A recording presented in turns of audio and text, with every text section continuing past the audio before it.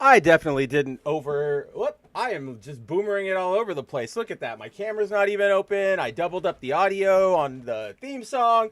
Good gosh, I am all over the place today on this lovely Friday, the first Friday of October. We are finally in spooky season. I love Halloween. It's probably my second favorite holiday after Christmas. I just love the idea of dressing up and I don't know. It's all fun. It's all fun and games in October. So I'm particularly jazzed to be here this month. I'm particularly jazzed to be here with you guys tonight on another episode of The Good, the Mav, the Ugly. I am your host, Mav, of course, and we have a lot to talk about this week. If you guys saw the thumbnail, obviously the topic du jour, the main thing we're going to be talking about this week is the Dragon Crest, the Dragon Quest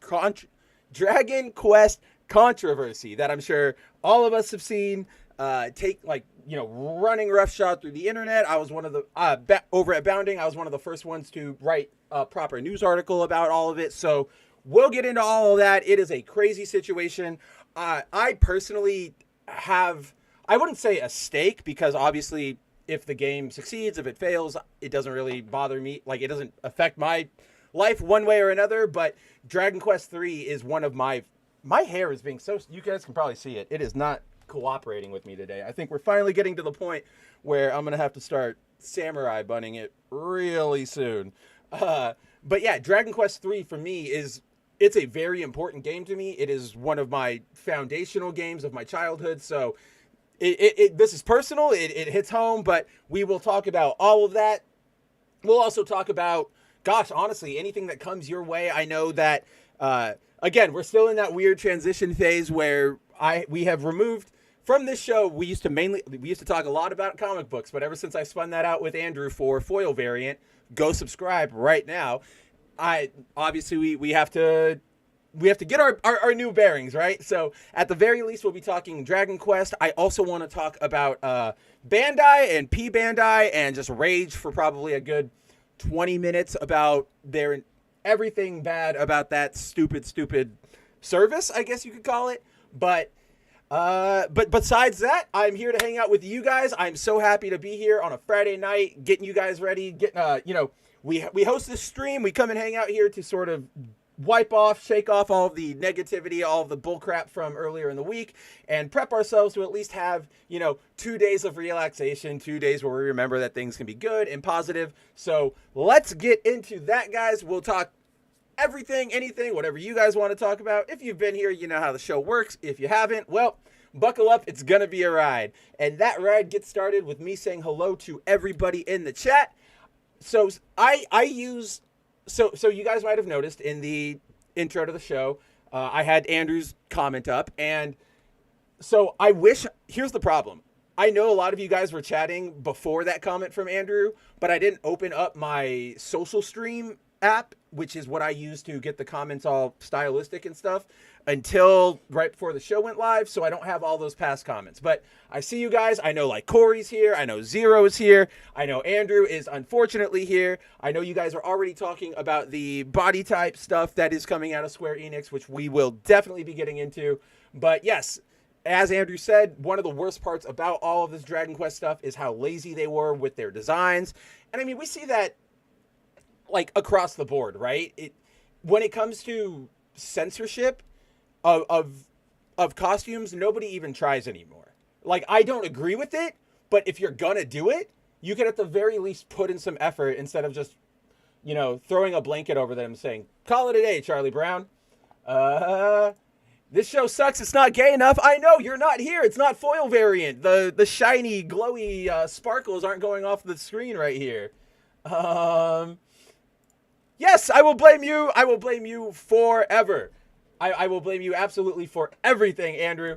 We have Reeve. What's going on, Reeve? Nice to see you, buddy. I've been enjoying the Astrobot streams. I want to play that game so bad, but I know that until like the PS7 and when the PS5 ends up on like Craigslist for like $30 because somebody needs to sell it for quick like child support money, then I'll get a PS5. But I genuinely can't see myself getting into it any other way.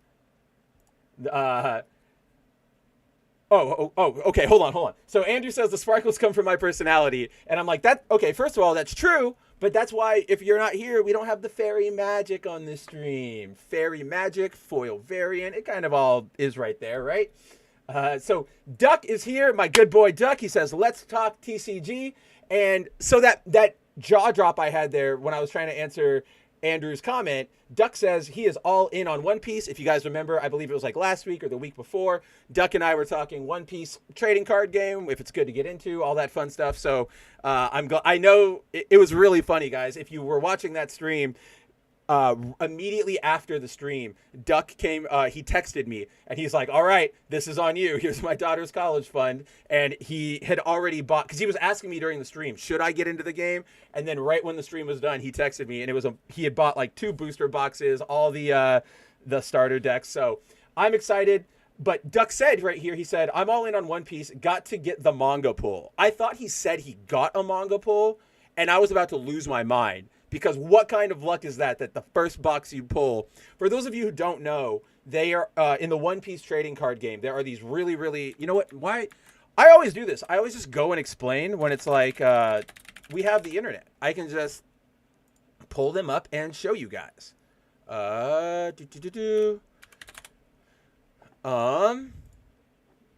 Okay, here's that's custom. I don't want custom. I need to see the real things. This is good enough. It's a preview thing. Let's see. Where is my web? Perfect. Blow that up. Bring that over there. All right. So yeah, for those of you who don't play the One Piece trading card game, there is, so the cards, like there are leader cards, character cards, yada yada, that you can pull these variants of that are, they're called manga variants, and they have like Oda's original artwork instead of like a guest artist or a thing or like another panel, just character art and then a bunch of panels behind them, you know, kind of honestly like what we do over at Foil Variant, Andrew. It's very reminiscent of how I did all the graphics over there. But these things are like 1 in 20 boxes. So normally when you get a case, it's of trading card game booster boxes, it's like 12 boxes in a case. This is only like, I believe, 1 per pallet. So it's not even, so there's like, I think like 10 cases to a pallet, and then only one of those cases in there will have a manga pull. So they are insanely rare, but they're gorgeous. So I thought Duck got one of those, and I was just like, I am mad jealous. LOL, not yet. I'm actually saving my money for OP09 set. Dude, I just got a box in of OP09, but if you're going to buy these things outright, I mean, I know you are kind of a baller, so you could probably afford them, but they're going to cost you a pretty penny. Duck says, I actually went to my local card shop last night to play. I felt very out of place because I'm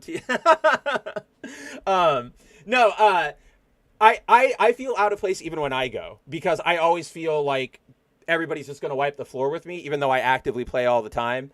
I also play the black sheep of all One Piece. I play Nami, which if you play her, you love her. If you don't play her, you hate her, because she is one of the, I think, only 2 leaders. I can't remember off the top of my head, but she's one of the only leaders who you don't win in standard. Like, you don't win by taking out your opponent's life or any of that. You win by self-milling yourself. Like, it's a self-mill deck, and it pisses people off. And like, I've gotten dirty looks before. Like when I was at Nationals, people were like, really, a Nami player here? So I still get that. It's, let's play on the simulator sometime. Or not dude to you specifically, but you guys know I want to start up my trading card game centric show, probably on Tuesdays or something, where the theme and the words all work together. But we'll get there, but we should definitely play some things online. I just got in my One Piece 09. I haven't opened it yet. I need to like sit there, and I have so many boxes of cards that I need to just sit and open. And I'm stuck in this struggle because I'm like, I want to open them, but if I do this trading card game show, that would be good content, you know, like opening One Piece 9 box. Come watch. Like, people would do it, and it would be a casual thing where, imagine if it's just like a Good, the Mad, the Ugly, where I'm right here, you see me up here, but over in this window right there, it's like my hand undoing all the packs and stuff. That's what I want to do, so I'm always torn. So we'll get there. Oh, Duck, you and I are the same. Impulse hobbyists. Like, we see something really cool, and we just go, get me into it. Reeve is commenting on the Dragon Quest censorship on the female warrior, saying, at least the black undershirt and shorts looked good enough, in my opinion, with some of the female warrior designs. This one just looks lazy. I actually agree with that, and when we get into the Dragon Quest topic, we'll obviously look at the female warrior design and all that stuff, but that's sort of what I was saying, right there. Censorship to me, bad in general. Don't ever censor Jack. Like, let the artistic integrity go, you know, put warnings and put age ratings so you can keep them to their intended audiences, but, you know, don't censor things. But if you have to do it for whatever reason, at least be creative about it, right? At least do it in a way that isn't just like, what did I say? Oh yeah. I was just talking about this with Andrew before I went live. You know, better to actually put in effort in a design than just throwing a piece of cloth and calling it a day, right? So we will definitely get into that. While we are on this topic, let me see this. What do I want to pull up?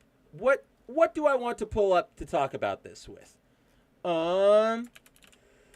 Because we are going to stay, because Duck got me here, and it is something I really want to talk about, and I kind of want to complain about. We will talk trading card games really quick. I need to find the source thing of what I'm going to talk about. There it is. Okay, none of this is good. I just need an image. Just give me an image of the cards so we can look at them. That's all I want. Whatever. We will go with... fine. I'll use this site, even though this is the site I am currently angry about and we are going to be talking about. So, let's see. Duck asks, what is worse, New Dragon Quest or New Dragon Age? LOL, I'm a big gamer, but I'm probably going to skip.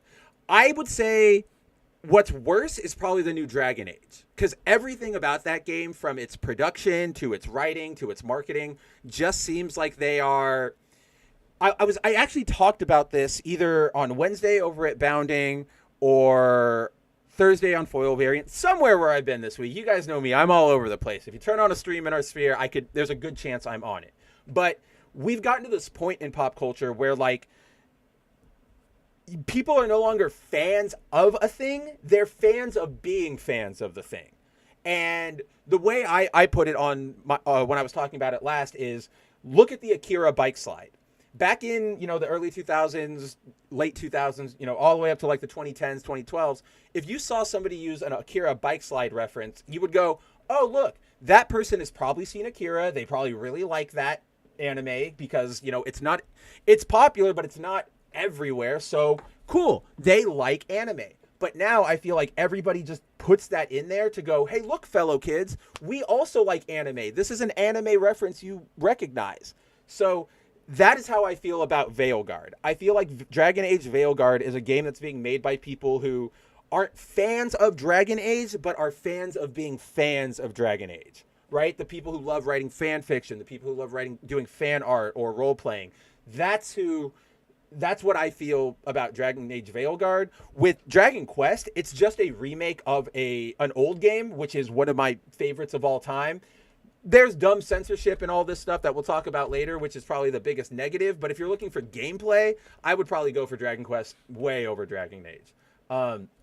Yes, my boy, currently playing Visions of Mana. I'm enjoying it. I would recommend it. Yeah, I've heard that remake was really, it's not even a remake. It's a straight up sequel. It was really good. The crappy part about that is that the day before that game launched, Square Enix shut down the studio, which is like they didn't even get the chance to enjoy their release or really promote their release. It was like, it's coming out tomorrow. We're out of jobs. So it's just an unfortunate thing that I always remember with Visions of Mana, but that's all to say this is a good game, and I haven't played it yet, but I definitely recommend, or I have seen lots of people recommend it.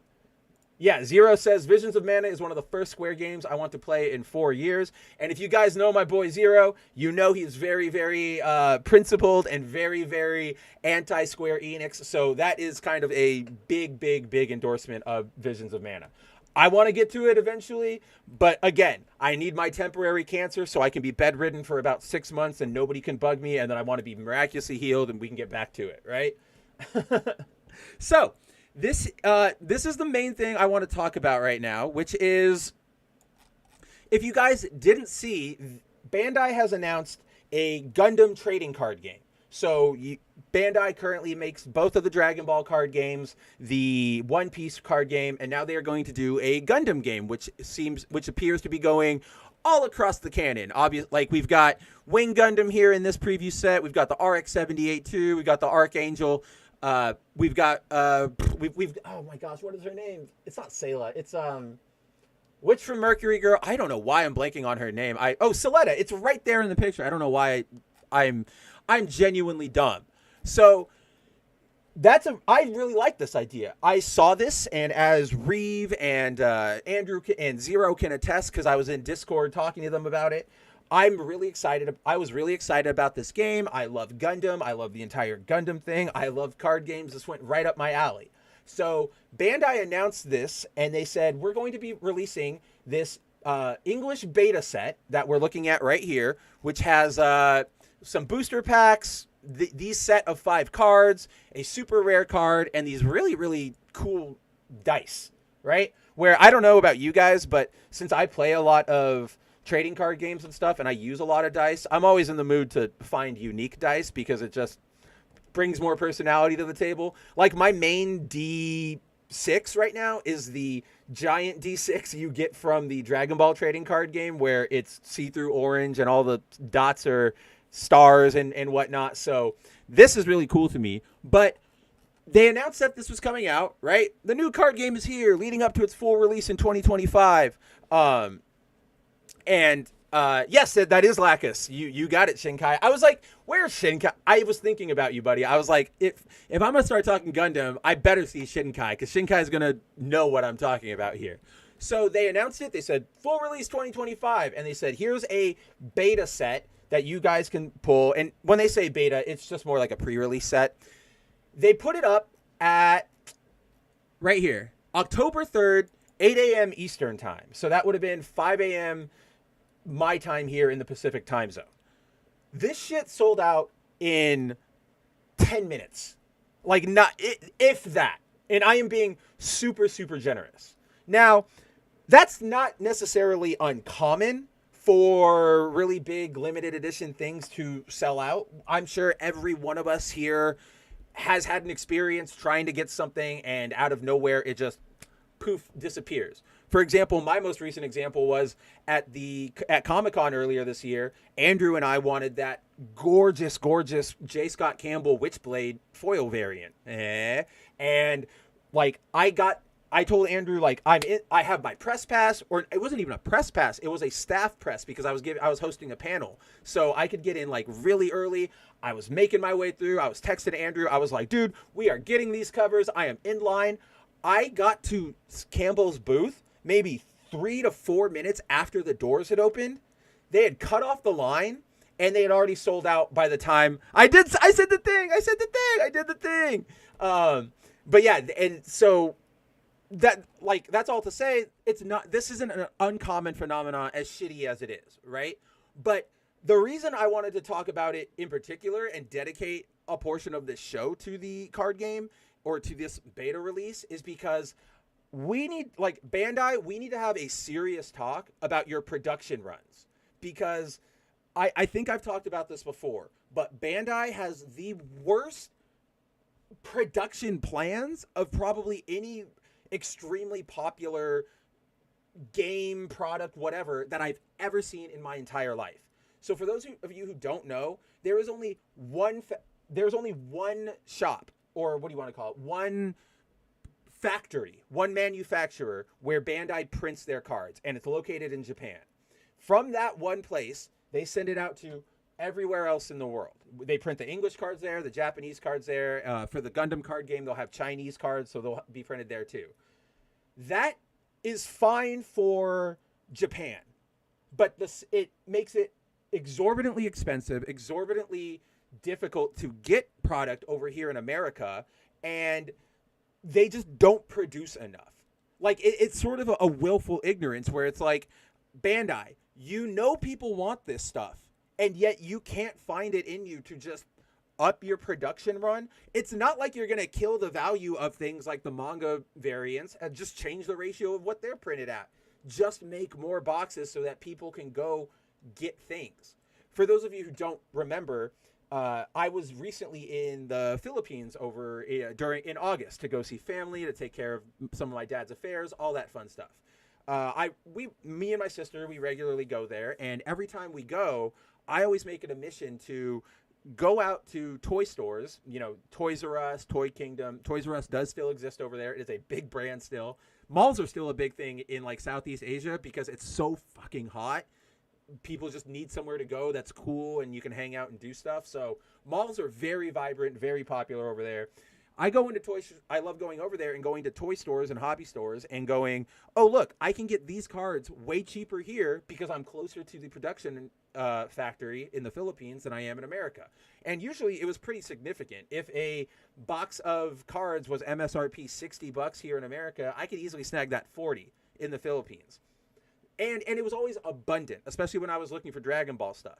This last trip, 0 English product. It was all Japanese stuff, which is like you can still play with it, but I don't know. I'm not just going to load up on Japanese card. I want those English cards for a reason. And I was it was insane. I traveled all around Metro Manila, and just no store had English cards. And that's not just for One Piece. Like both the Dragon Ball games, no English cards. Even Masters, which is the less popular one that not many people play. So yeah, all that to say, I don't know like Bandai, people want to give you money. We want to make you richer than you already are, but I don't know why you have it in you to not help us out here. Like it shouldn't be this difficult to get product, to buy booster packs, right? I shouldn't have to. The only place I find booster packs now are like scalpers or like the card shops that only sell like high-end sports cards and stuff. Like those are the ones that have the boxes and they're marked up to high hell. So I don't know, Bandai, what is going on over there. We're not in coof times anymore. There's no global recession or thing going on in Japan in particular.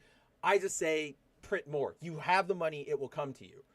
To that end, I also hate, this is just a quick rant. I'm sure if you guys know Bandai, if you interact with them, and guys, look at this fucking deck box. This thing is sick.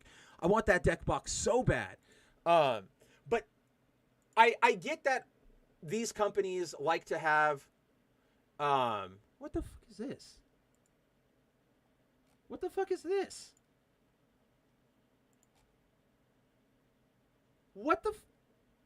Now they're raffling them off? This is insane. This is actually fucking insane. I didn't know this until we were talking about P-Bandai right now, because I went to that Gundam link directly. Right here, as you guys can see, this just sort of goes to my point. So P-Bandai, before we get into this, what P-Bandai is it's Bandai's proprietary storefront, where they offer all of their stuff, direct, and it's neat. It's not a bad concept. The problem is, one, they do like to upcharge like a mother on certain things. So, for example, you guys know me. I love my Kamen Rider. A lot of Kamen Rider figures are like Figu Arts, which is the line I collect, go to P-Bandai. And when you go and you check them out, I backed too soon. Like $75 for them. They're a little pricey. Yeah, they're limited, but they're a little pricey. The biggest complaint I have about P-Bandai is their shipping is bullshit. There's no option for you to like combine orders, or my personal favorite online toy store is Big Bad Toy Store, and they have this thing called Pile of Loot, where if you order an item, they'll hold on to it in like a bin in their warehouse for you, and then you can ship everything at once for a flat fee of $5. It's amazing. And Big Bad Toy Store upcharges a little bit, but I use them because of that Pile of Loot, that shipping convenience. Here, you have to pay separate shipping for everything. And it's not cheap shipping because it's coming from Japan. So it's like $20 for shipping.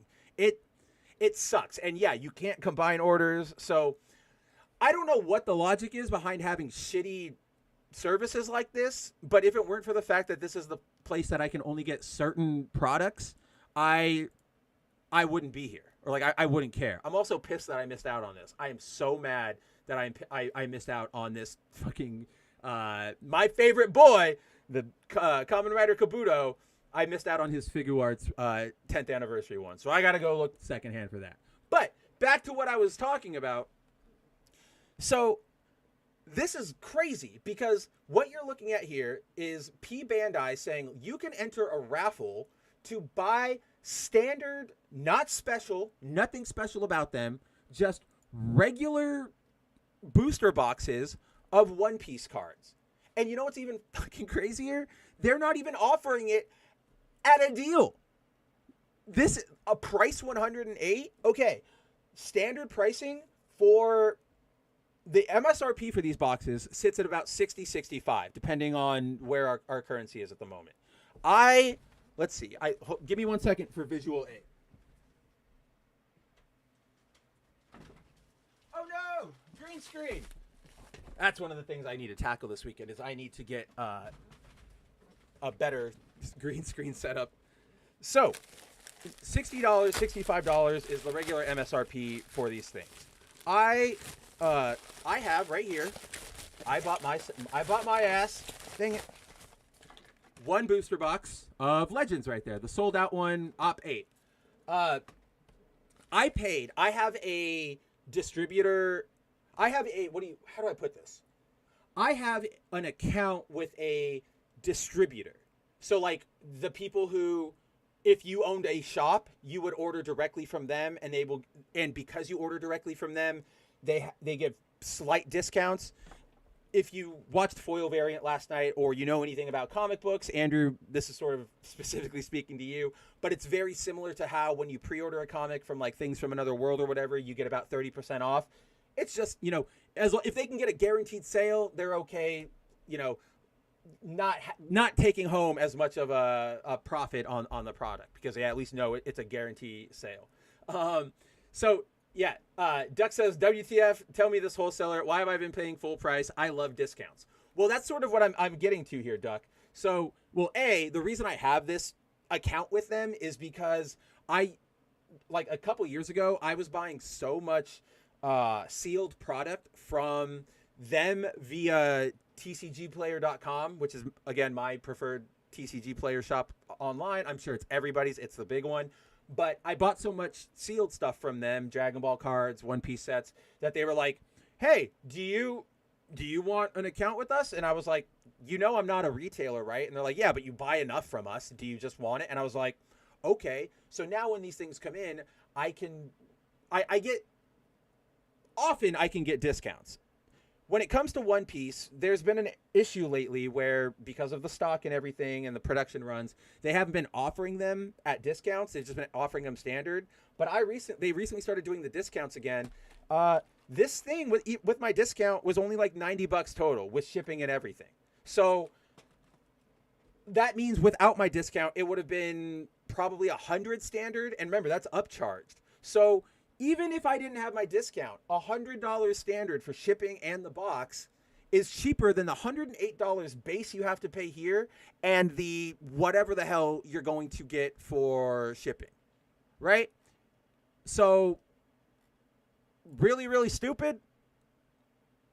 Why not? Why don't I enter like right here, guys? Look, my entry has been submitted. Maybe my ass will be able to buy these standard things.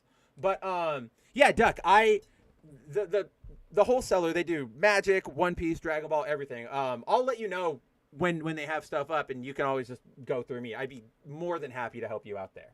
But yeah, that's sort of, I just really wanted to talk about how sort of angry I've been about the Gundam TCG thing, because it's like, I want to give you my money. Why won't you let me give you my money? And then I'm just, I can't believe that was so serendipitous that we stumbled upon this while we were right here. It's so stupid. Yeah, see, Duck says, iShop charges me, my shop charges me tax on top of that 110. See, yeah, that's what I'm saying. It used to be way better, Duck. Like, when the boxes and stuff were still standard price, it would be, I think I already said it a little earlier, but it was $60 for the standard box, and then it would be like 40 at a discount, which is pretty damn good. And that's still about what I can get, 20. When it comes to like booster or starter decks, that's way better of a deal because they'll go like half off for that. You know, they retail for 15. I can get them for like 7. So lots of cool things going on there. And that's, you know, I will put this offer out to anybody who is a regular viewer of my stream, right? If you want to get into some card game and you're looking for discounts, hit me up because I know what I'm looking for. Let's see. Reeve says, was it Square Enix? I thought it was a Chinese company Square Enix had outsourced to it and that they were shut down by their parent Chinese company. It might have been. I actually don't know because there are a couple releases with the Dragon Quest Female Warrior having been covered up. I think one of them might have been like the mobile Chinese gacha game, and I think the others are like Square developed mobile games. We'll take a remind me when we get into it, Reeve. We'll definitely take a look at that because now I'm very curious as well. Yes, exactly, Andrew. Freaking BS scalpers buying everything out immediately. I don't know what the solution is to scalping. Well, I do, but nobody is going to listen to me because it's way too like rigid and focused on solving the problem really fast instead of sort of making it an easy transition. Like to me, you limit that shit, one person per card, per address, done. Sure, some scalpers are going to be like, oh, I put my wife's name on it.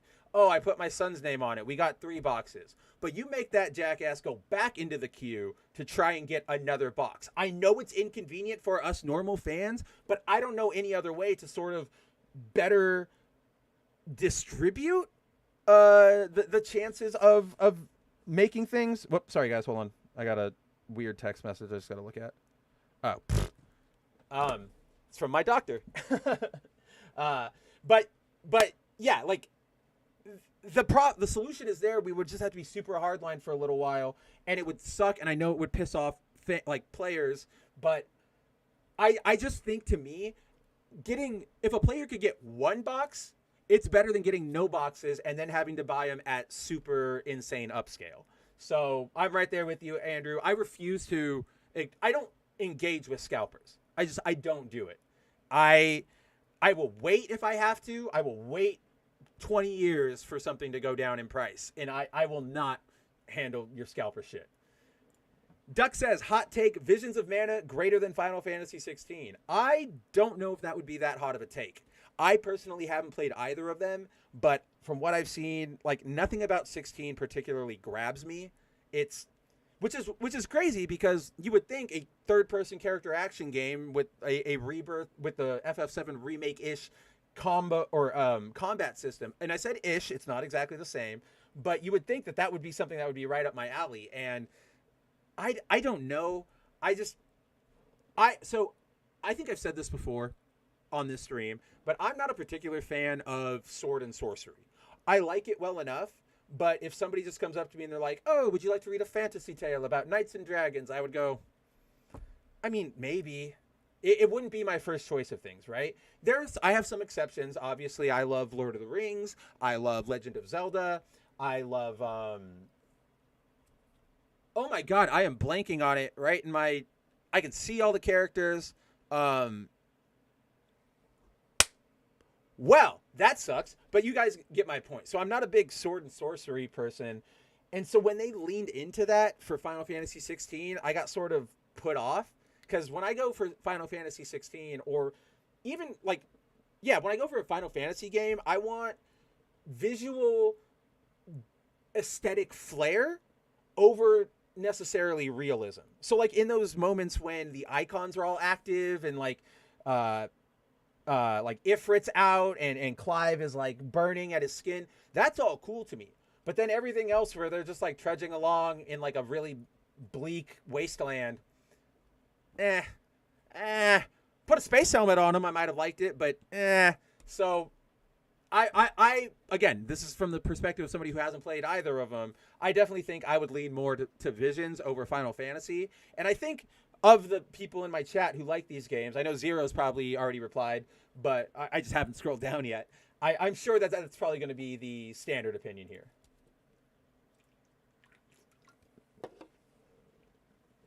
Whoa! Invisible drink. That's actually kind of sick. That's really good green screen capabilities, OBS. That's crazy. Because, yeah, I mean, this is just a green can, but wow. Shinkai says, LOL, the only Gundam I know is Seed and Season 1 of Iron-Blooded Orphans. Really? Really? I'm not angry or, like, I don't think any lesser of you, but I am genuinely surprised by that because you're you. You're like the other person I know that I could reliably reference like a Japanese character's name or something or an obscure manga, and you'll probably know it. Either you or Nerdigans. That's who I always have to go to. Reef says, here's Andrew where he's like, he said the thing because I was talking about the foil variant. Reef says, that was me with the special edition of Xenoblade Chronicles 3. I was able to get it on the second pre-order run, but goodness. So that's a thing too. I'm not against second production runs. So like Bandai did one good thing. Like this was, how do I even preface this story? So in relation to Reeves' anecdote about his Xenoblade Chronicles 3, when I went to Nationals earlier this year, when I got there, or when the doors opened at Bandai Nationals, they announced that, we're going to be offering a special, here, maybe we can even find it, because they have archives of everything on their site, Bandai Card Shop. Pardon me. Woo, pardon me. This. So they announced right when the doors opened that, we're releasing a new Uta collection for everybody to pre-order. And they did that right when the doors opened, but they didn't you didn't have to go anywhere in the convention to order it. You could order it anywhere.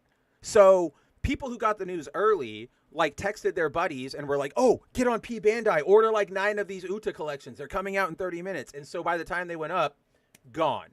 And I was pissed because you guys, I want it. I don't need to have a good reason. I just wanted it for my collection.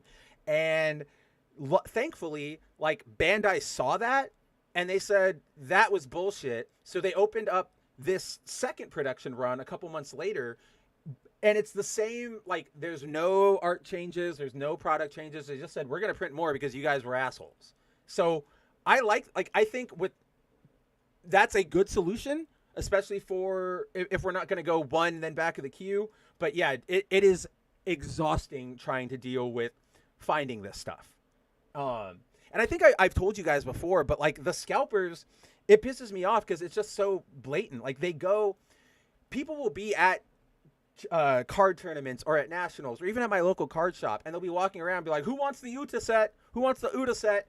And they have it, but it's still in like the USPS thing that they sent them, right? It's not like it's somebody who went, I'm getting rid of my collection or I want to trade out my collection. Like these guys specifically bought it to resell it. And I wish them all butt cancer. Reeve says, Bandai Namco also mishandles a lot of their mobile and free-to-play games, most of which only last a year in the West or are just closed down worldwide. There's something so weird going on at Bandai Namco. I feel like the team that is responsible for sort of IP acquisition, deciding what games to green light, I think they've been relatively on point in recent years between things like Sparking Zero, the Pirate Warriors games. They had a big Souls-like, somebody will remind me of it. Elden Ring, obviously, that's a Bandai Namco thing. So they've been killing it in that regard. But then, yeah, Reeve, when it comes to service, like P-Bandai or their mobile games and stuff, they just don't care. That team doesn't exist. It's so... I don't get it. What game was it? I want to make sure. I'm putting in the most generic search terms right now, and I really hope. Yay! I was able to find it. Let me make sure that this is the same developer, and if it's not, I can still use it as a example. Okay, it's not them, but this is sort of an example we can talk about. So, bring that up right here for you guys to look at. So I don't know if you guys ever, whatever, allow selection.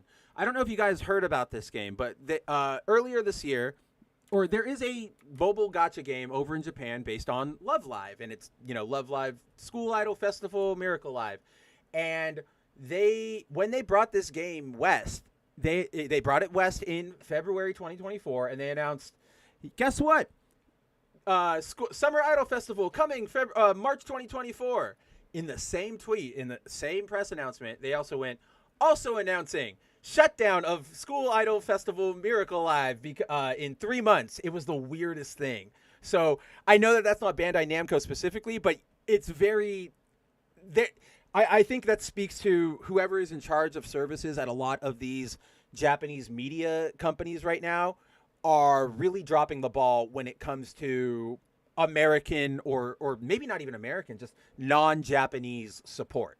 Because I as somebody who's been to Japan and was able to like go explore Akibahara, all the collector's editions and all the shit we all like cream our pants over here and go, how do we get that?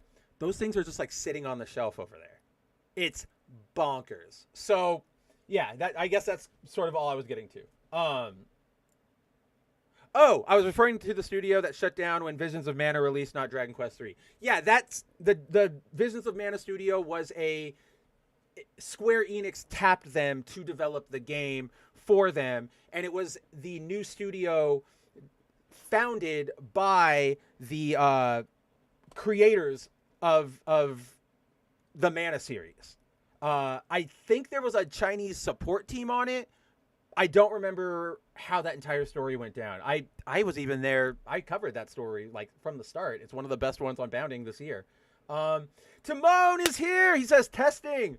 I'm invisible in the browser, YouTube. Really? Had to use my phone to chat. What? That's freaking weird. That is bonkers. Yeah, this testing one from you, Timon, that's the first message I've seen in my YouTube feed. That's bonkers. But I am glad you're here. It is not a show without Timon. Yes, exactly. And Tahillam's here as well. Shalom and good to see you. Good to see you, my friend. Now we've got the core gang all here. Let's keep rocking. Okay, while we are on the subject of trading card games, I just want to do this because this is my show and I get to talk about what I want to talk about on this damn show. I found earlier this week, and I can't believe I missed out on it, but Peach Momoko, my girl, Ultimate X-Men artist, X-Men Demon Days artist over at Marvel, my favorite, one of, if not my favorite Marvel artist currently. She's just, you guys know I love Peach. I found out that she did a set of Magic cards earlier this week, and I am so upset that I missed out on getting the foil editions, like, directly from Wizards, so I'm probably gonna have to pay like $10 extra for them on TCG Player. But I am obsessed with these cards. Like, these are so haunting and original, and just, you know how to get me, MTG. You know how to get me to buy into your stuff. Oh, okay. I don't know. Shout out to one of my boys, one of my best friends, Steven. I'm bringing this up for him because on the topic of special Magic the Gathering drops and stuff. So if you guys didn't know, throughout this year, Wizards has been doing a Magic the Gathering collaboration set with none other than Hatsune Miku. Or Miku. I don't know. What the hell is wrong with me? I sound like I'm like your 70-year-old dad trying to connect to you about the animes. Animes is what I meant. Not enemies, animes. So throughout this year, Magic has been doing a collaboration with Hatsune Miku, Vocaloid, all of that fun stuff. And it takes the form of a new Secret Lair set, which is like 5 special cards that you buy directly from Wizards, 1 new Miku set a season. The earlier sets of these cards were really good looking. They were, drawn by mostly Japanese artists with like one here. I need to show you guys what they look like before I can really deliver home what I'm talking about. So while I look for that, now would be a good time because I realized we jumped over to this screen really, really fast and I didn't get to talk about it. But you may notice our stream buddy for tonight is none other than Mary Marvel, as drawn by my favorite DC artist, Dan Mora. So just the way Dan Mora draws women is just the most like elegantly beautiful thing. I don't know. Just every woman he draws is beautiful. I mean, you guys know my obsession with his Zatanna. I want his Zatanna. I want to be like Paul Dini. I want Zatanna to come to life and marry me, but I want it specifically to be the Dan Mora, the Dan Mora Zatanna. But so yes, that shot of Mary Marvel is from the first volume or the first 6 issues of the current Shazam run. They were written by Mark Waid and Dan Mora. So, yeah, as you guys may know, especially if you watch Foil Variant, me and my boy Andrew in particular, we love the combo of Mark Waid and Dan Mora. In my personal opinion, I think it is the strongest, one of the strongest teams we've seen since like the, I know Andrew doesn't like it, but the oh my God, why did my brain just fart out there? Bendis and Bagley on the early part of Ultimate Spider-Man before everything went to shit with Ultimatum, right? Like they're an astounding creative team. They're the Jonathan Hickman and Marco Cicchetto of DC. So with that in mind, we were talking on Foil Variant. I think it was Foil Variant was last night. I don't remember when we were talking about it, but I think it was last night. He and I are not particular. Oh, it was Wednesday because because it's the All In initiative out of DC. I picked up the jumping on point for the new Shazam series. And Andrew and I were talking because I was like, the new Shazam series is fun, but it's kind of got, really whack art here. I can show you guys. I put so much effort into all of my setups, all of my graphics and stuff, and I always forget that we can easily switch over there instead of just having me bleed at you guys. Wrong button. So yeah, I was reading. So this is the new Shazam, the All In issue. You guys can kind of tell the art's not great. It's a little it's not terrible. It's just not. It's more like a young adult graphic novel than it is an actual it's not a house style, if you will, right? That's a good one. That's a good one, Andrew. Yeah, Snyder and Capullo. That's a good. Yes, my friend. Yes. So yeah, like the art's a little whack. Like that shot of Captain Marvel is not great. But I was telling Andrew, like the writing's pretty damn good, right? So like the reason this was the scene where I brought it to Andrew, where it's like.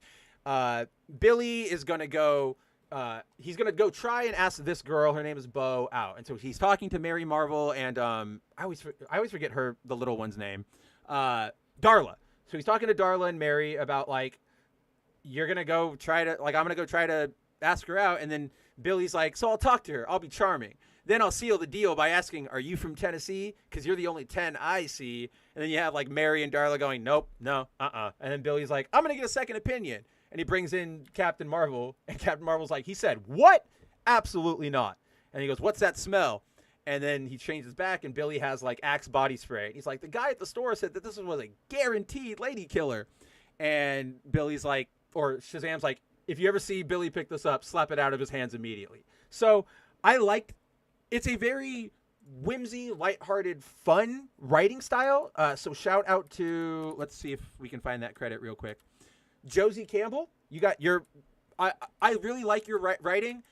I think the art needs a little improvement. I'm not behind it. I probably won't keep reading this run. And before we move on from this, remember, so last night on Foil Variant, Andrew, we were talking about how Mark Waid surprisingly knows how to use slang, like modern slang in a way that feels natural and not hello fellow kids. I don't get it. Again, the normal Spencer Andrew Foil Variant disclaimer of Mark Waid is the most phenomenal superhero writer. He understands superhero and heroism and what that all means, but he's a certified curmudgeon-y insane person, right? Like he is just TDS all the way, just sits on social media all day lashing out. But the man knows how to write, and that's what we were so surprised about last night. I was like, Wade actually knows what he's doing. It's kind of weird, but this was the issue. This was the exchange I was thinking of that made me go, wow, this is actually a really appropriate use of modern slang. So the team, they get interrupted by this, or all the kids are going with Bo, like the Shazam family is going with Bo to go see this giant robot. It roars back to life, and like right here. So the entire time, Billy and Freddie are fighting over like who's going to ask Bo out, and she goes, "Oh, guys, like back me up here, guys. Where'd you go?" Because they're all going to go be Marvels.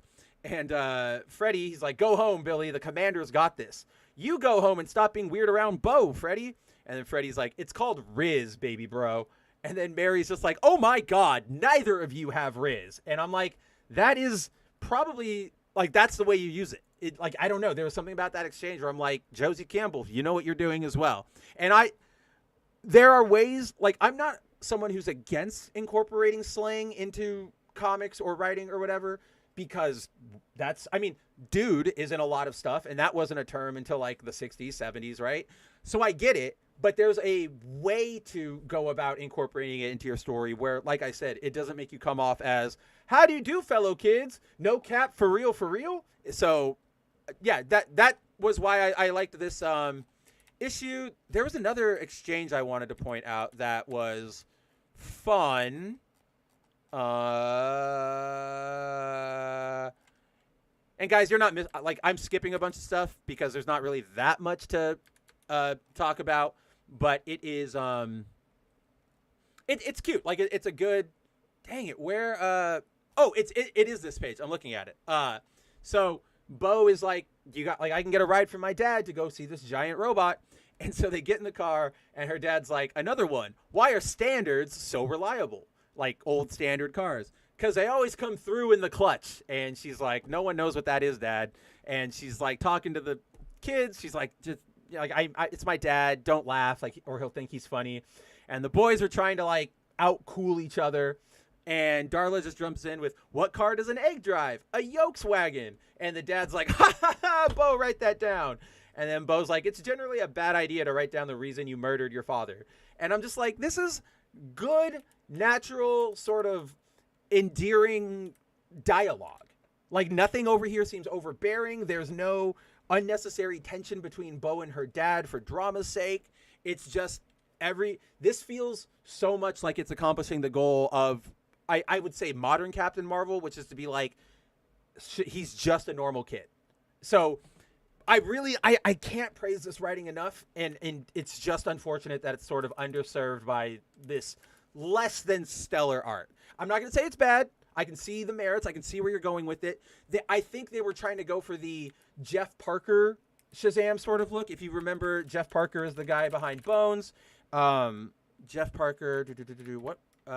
Jeff Parker, Captain Marvel. But when he did his what book was that he did? He did a Shazam book. And that was kind of, oh my gosh, what is that book called? Captain Marvel Comics at DC. It's like a really famous run, and I can't remember what it's called, man. And I just need to get it because, it wasn't Jeff Parker. That's why I'm getting it wrong. It's Jeff Smith. That's the Bone creator. Jeff Parker is somebody completely different and is a different comic book writer. But there we go. If you guys didn't know, man, stop giving me the smallest pictures ever, Google. We are adults. We can handle high capacity images. So yeah, in case you guys have never read, well, first of all, if you've never read Bone, I highly recommend it. It's such a good, like, indie comic, if you will. Yeah, I'd call it an indie comic. But a few years back, oh gosh, maybe like 15 years at this point, like back in 2009, Jeff Smith did a rather definitive, where is it? That's the Peach Momoko cards. I thought I was in the wrong window. Peaches. And yes, you are completely right. Shinkai, I do need my own pizza song. I'm not gonna lie. There are a lot of times when I'm at home and I'm like, oh look, Peach Momoko, or oh Peach Momoko, and instead of going to bug Andrew with it, I just sing peaches to my dogs. But yeah, so this Shazam: The Monster Society of Evil, really, really good Shazam story. Again, from a guy who's not a big Shazam person, but this is, you can see he went for the more cartoony, simplified. No, I don't want to say cartoony, but a more simplified dynamic with his Shazam. And since this run is so iconic, I think that maybe where they were trying to go with this new run's aesthetic. But I'm not thinking it lands. I'm not saying fire this person, but yeah, they could use some work. They have potential. Let's put it that way. Yeah, exactly. Volume dealer, like, ugh, this art. The guy who draws the character with an exclamation point, Madman. Mike Allred. Did Mike Allred ever do a Shazam? That's a good question. I know he did. By the way, if you're a Mike Allred fan, he just got a the Clover Press with all those really beautiful Art of Marvel books. They just announced they're doing one for him, so I would highly recommend checking that out. If I can get some extra scratch together, I definitely want the Mike Allred one because I love his style. But that is sort of, I don't even remember how we got jumped onto that topic of Shazam. I guess it was probably something slang related, but let's get back to what I was bringing up, the funny thing. So, like I was saying, here we go.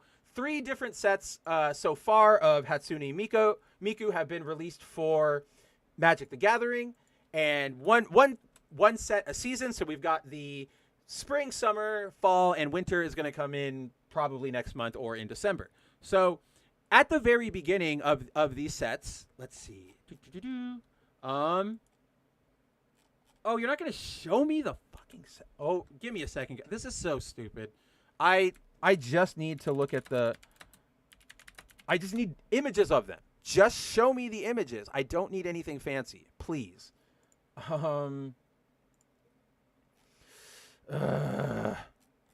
Like card art here. Can I just fucking see the sets? This is so frustrating. Okay, that's the, what sets am I looking for here? This is probably not even going to amount to like that good of a segment, but now I'm dedicated. So we're gonna keep going back. Hatsune Miku. So let's see. I just got to put in the sets, I guess, because they're not gonna show me otherwise. Okay, cool. Okay, now we're getting somewhere. Did we get onto Shazam because of like bad art? I feel like I'm genuinely gonna have to go and watch my own stream replay, like just to see where did we all go wrong, my friends? Where did we all go wrong on this stream? How did we get so off topic?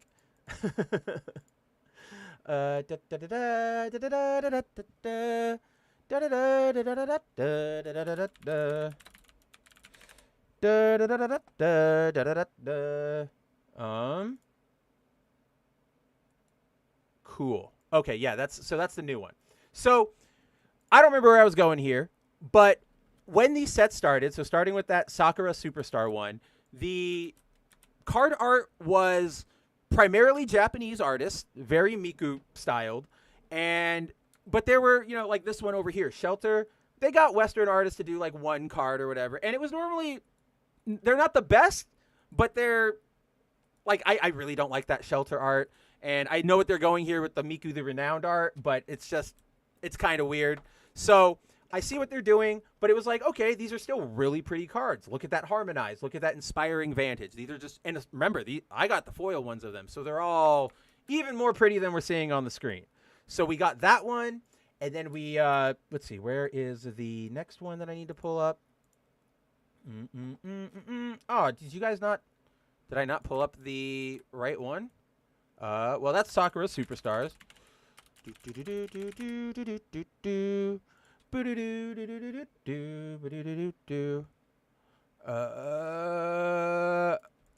Well, we can look at the Japanese art for these. We don't need the text. But then the second one came out, Digital Sensations, and They all look pretty good still. You still got some Western artists like whoever handled the entire Vocaloid. No, I need this one in fucking high definition because you guys need to see how ugly the card art starts to get here. Like I am not fooling around. I am not fooling around here. Can I please zoom in? Well, fine. If that's all you're going to do, we'll go right to the site. So.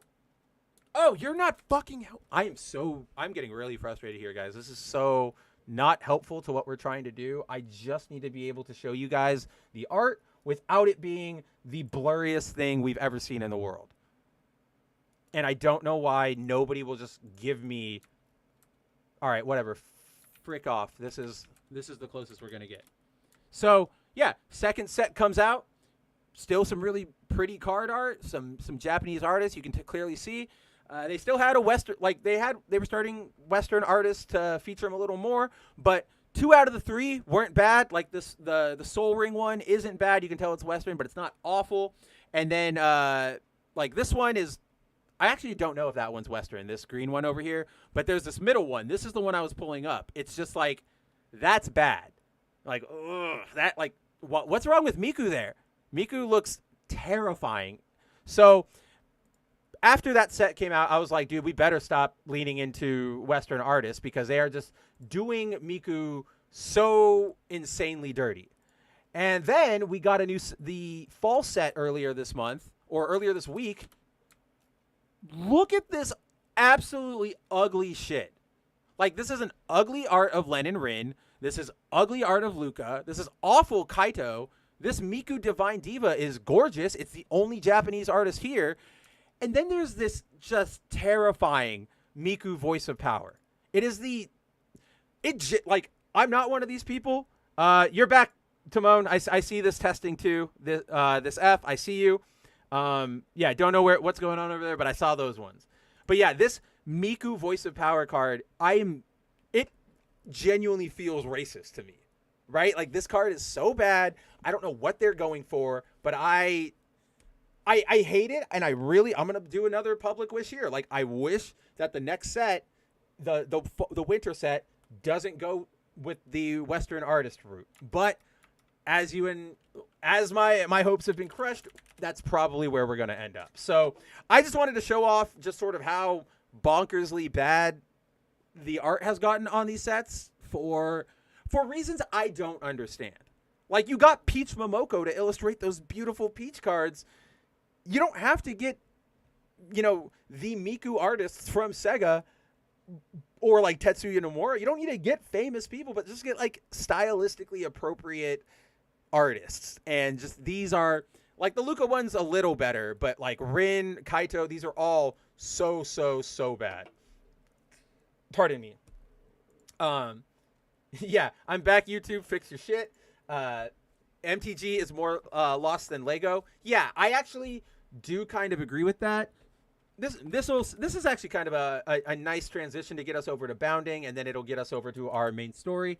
But actually, it's funny you say that because recently Wizards of the Coast or the lead Magic dev team had an interview with IGN where the IGN correspondent was like, what do you have to say to all the critics of Magic the Gathering in the sense that, like, if you're not aware, in Magic the Gathering, there are these things. There's this new initiative in the last 4 or 5 years called Universes Beyond. And that's where we get all of those crossover cards. Like in my article here, you have your 10th Doctor, your Negan, your Kens from Street Fighter, your race-swapped Aragorn, your Optimus Prime, and your Mikus and stuff.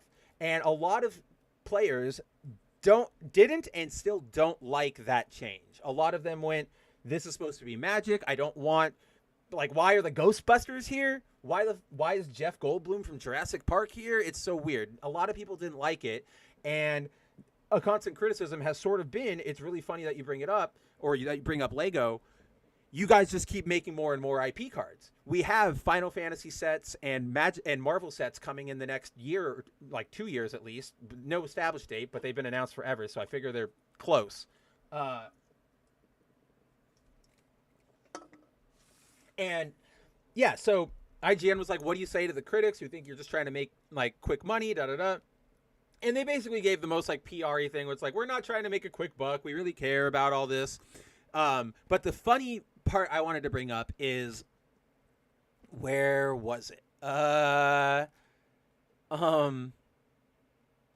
so at one point, right, here, I'll zoom in so we can kind of see it.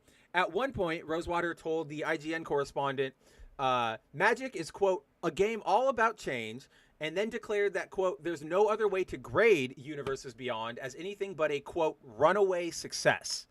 And so, you know, woo, like, check that out. And then he says, players bounced off of it when it first happened, no question. We made the Walking Dead cards, and we had a lot of the audience respond they were not happy. But then Walking Dead went on to be the most successful Secret Lair set, or Secret Lair we ever did, and Lord of the Rings is the most successful single set we ever did. Now, okay, sounds sort of fine, well, and dandy. If that's what you're saying, if you guys have the data that these cards are actually doing successful, we can't really argue with that. He continues. He then clarifies that, quote, successful doesn't just refer to, quote, profit, as, quote, there's lots of ways to look at something.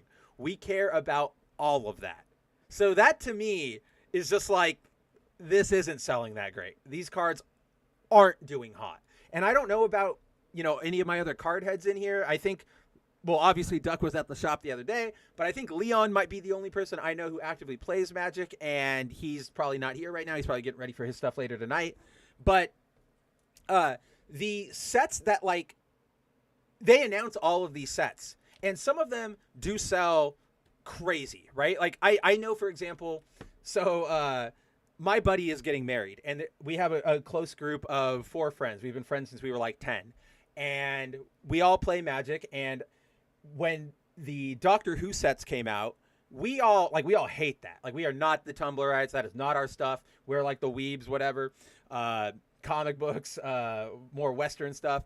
And so we went, dude, that set's so stupid. And I went, I'm gonna be funny. And so for Christmas last year, I bought all 4 of the Commander decks to give one each to everybody.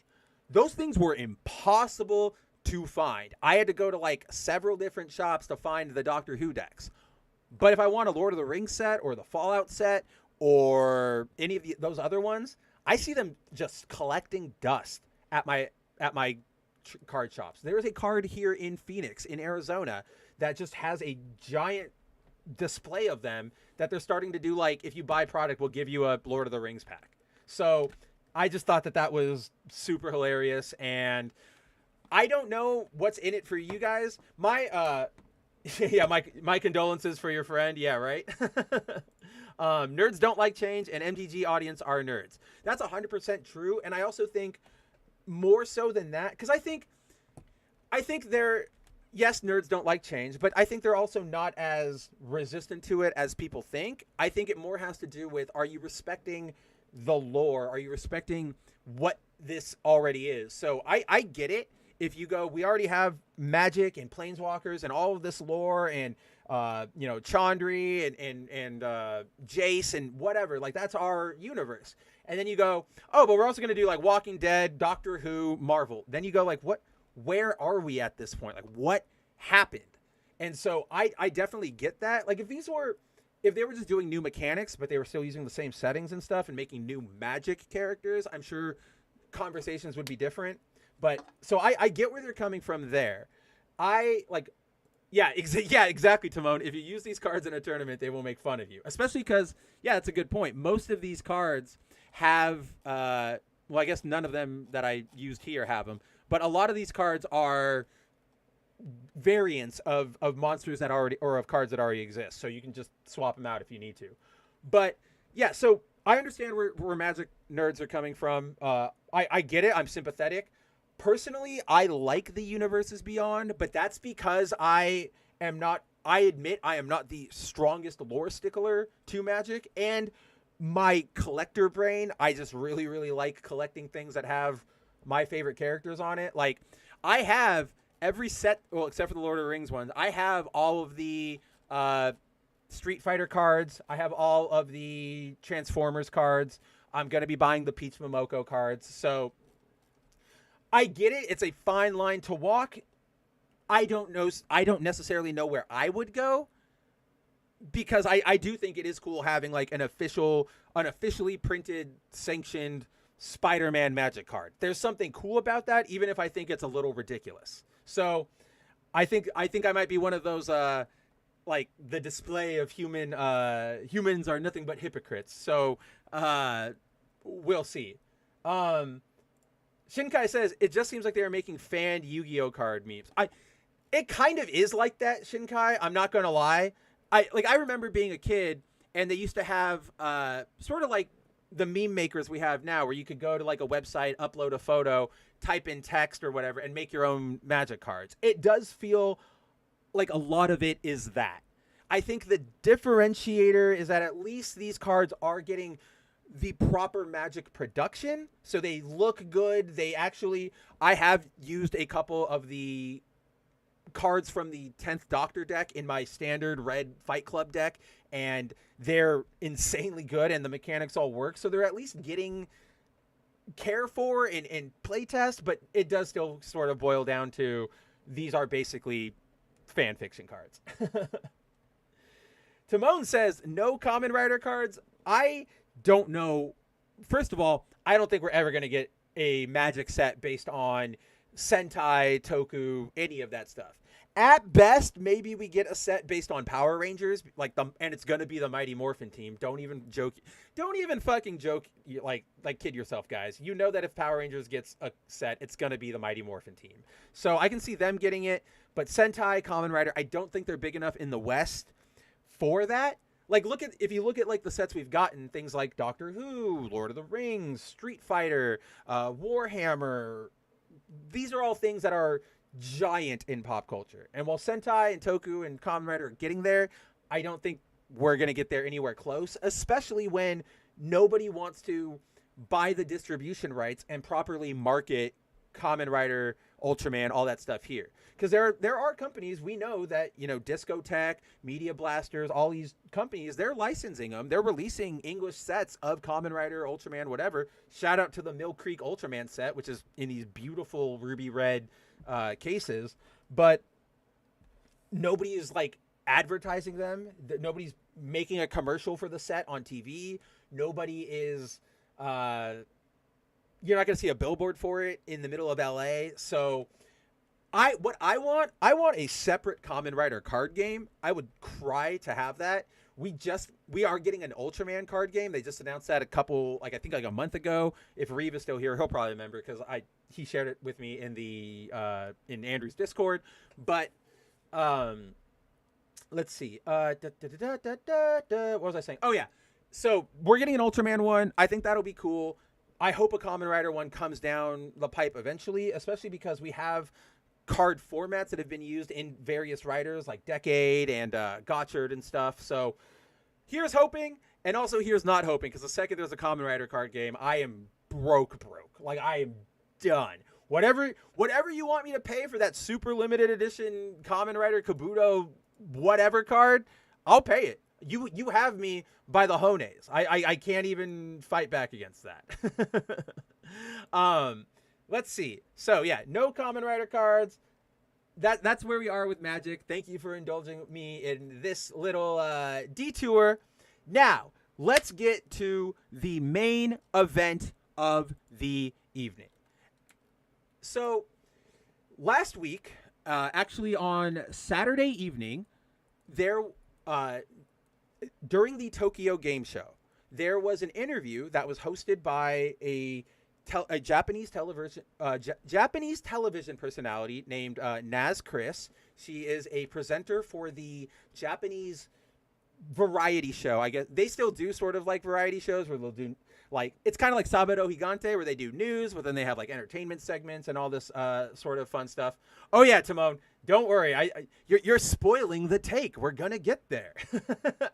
But so this interview was held at Tokyo Game Show, conducted by Koro Koro staff member Naz Chris, and it was a discussion between Yuji Horii, the creator of Dragon Quest, and I always forget his name, so I'm going to scroll down really quick. Kazuhiko Torishima.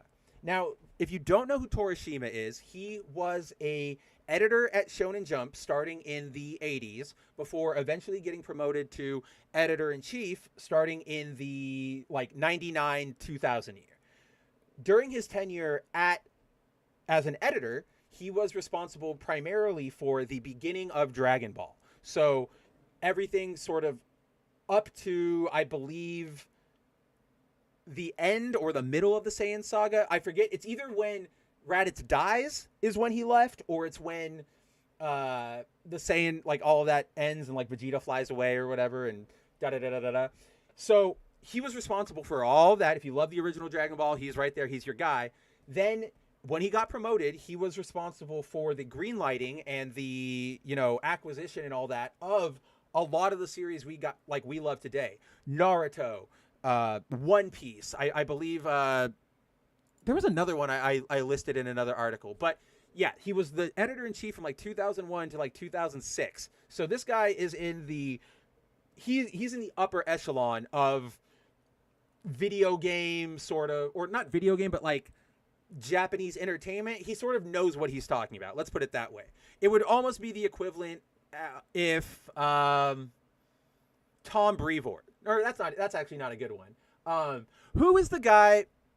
Oh no, what is his name? Shit, I hope Andrew was here because he'll remember. A couple months ago, or like a couple weeks ago, an old Marvel editor talked about how like, was it Jim Steranko? I can't remember. Actually, if I pull this up right here, it'll probably tell me. I just got to type in editor.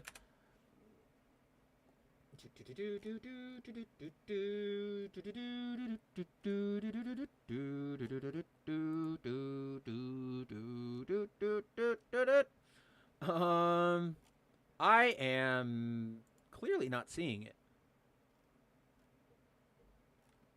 Now we're just going back through, like, look at, hey, Gabe Eltab, look at that. Dang. I don't even remember then what I was trying to pull up. Dang it, I don't think it was Steranko. Who was it? And watch it be Steranko. Nope, it's not Steranko. Marvel Comics. Let me just type that in. Maybe that'll show us what we're looking for. Marvel Comics writer.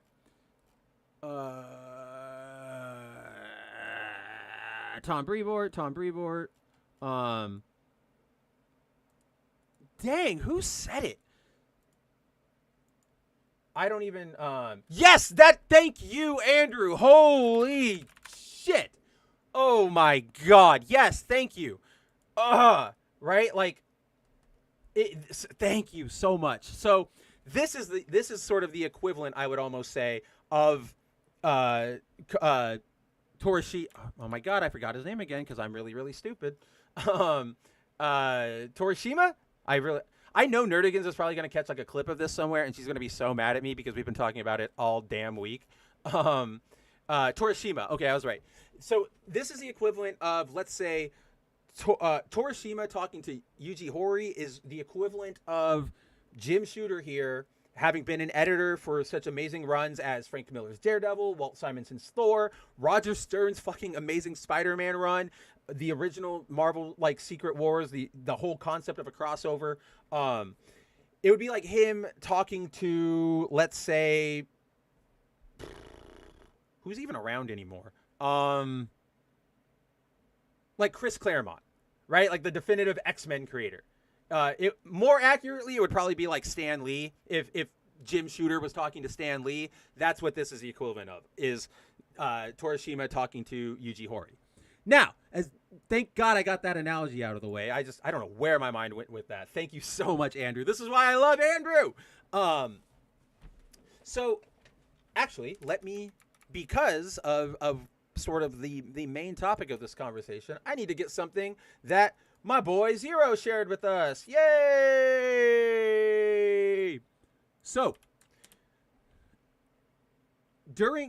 this is a clip of the of the interview as re-uploaded by Kabrutus, the founder of the Sweet Baby Detected Steam group. So during this interview, Torishima and Yuji Horii sort of have a general discussion about their careers. You know, creative influences, things you like, things you're looking forward to in the future. It's about I think it's, what is it, Zero? It's like it's not a 7 hour. That's the full live stream. I think the interview was about like an hour, maybe a little over an hour. So, but the section, this was the section of the interview right here that sort of, for lack of a better term, set the internet on fire. Now, we'll watch it, but I need to put a distinct disclaimer here that there exists no, this is a translation provided by a Twitter user. It is a little strong in its sort of serving up what we want to hear about culture war stuff. So it leans a little strong into that language. I will clarify when we talk about it, because I have reviewed, thanks to me, and actually not just me, Nerdigans and I, we reviewed several different transcripts of this discussion as provided by news outlets, individual users, spokespeople, and all that stuff to get the full picture of what we're looking at. So the core ideas that we see in this translation are correct, but there are some, it gets a little, I don't want to say heated, but it rises a little high at some times. So at this point in the discussion, the topic of the Dragon Quest III HD remake came up. And you know what? Before we show the video, it's probably smart to go back and talk about what exactly is going on with the Dragon Quest remake. So, where is it this? I have one article where I have like all of them. So, I believe it is this one. So in the upcoming HD 2D remake of Dragon Quest III, which, yeah, I guess I'll just throw it in here. This game is probably, like I said at the top of the show, this is a really important game to me because it's very foundational to me. I played the Game Boy Color remake back when that dropped for Game Boy. That was back in, it's one of those games where I got to enjoy the mystery, the excitement of just getting a game, seeing something at the store, going, that looks cool. Can I buy that, Mom? Getting it, playing it, and it turning out like really, really good. So that was a huge added bonus. But I remember specifically why this game had such an influence on me is because this was like one of the first games that I ever played that had sort of alternate costumes in the form of you could have like a male version of a warrior or a female version of the warrior. When I was a kid, I thought that was incredible. And if you guys know me, if you've watched, any of the past episodes of Good Mav Ugly, foil variant, caught me on bounding, you'll know that an instant sell for me on anything is to load it up with alternate costumes, alternate looks, alternate all of that. That makes me very, very, very happy. I think, correct me if I'm wrong, longtime viewers, I feel like one of the first two or three streams we ever did here was me discussing the awful costume choices they made for Marvel's Spider-Man 2. Remember, with like just all of Miles's awful suit and then the street artist collaborations. So this is sort of where it all got started. I just liked the fact that there were alternate looks and I could sort of pick which one I wanted to come with me. It didn't really have a bearing on the adventure, right?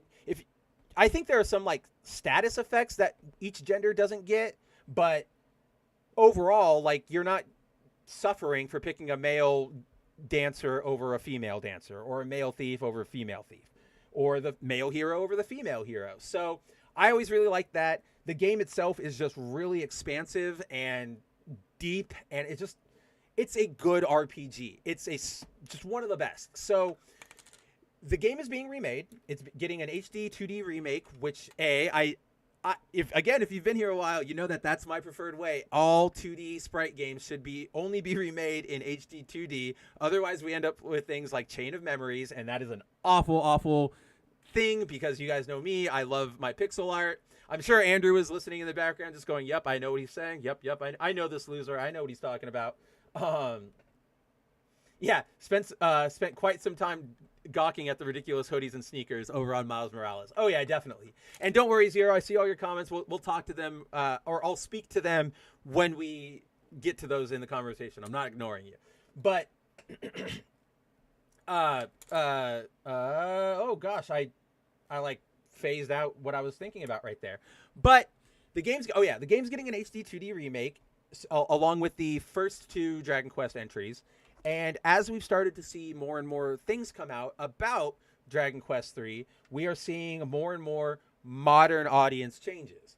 Namely, the big ones are the troll enemies no longer have their big exaggerated Toriyama lips that they always do. We all know what those look like, right? Here, let's just do Troll Dragon Quest 3. Yeah, the boss troll.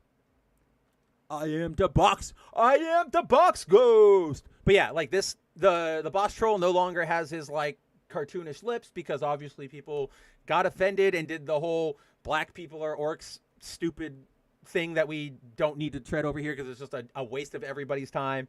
So there's that. There is, as you can see in the article here, 3 of the classes in the game have been outright censored. The first is the female warrior, who you can see on the left. That's how she looked back in the Famicom and Game Boy days.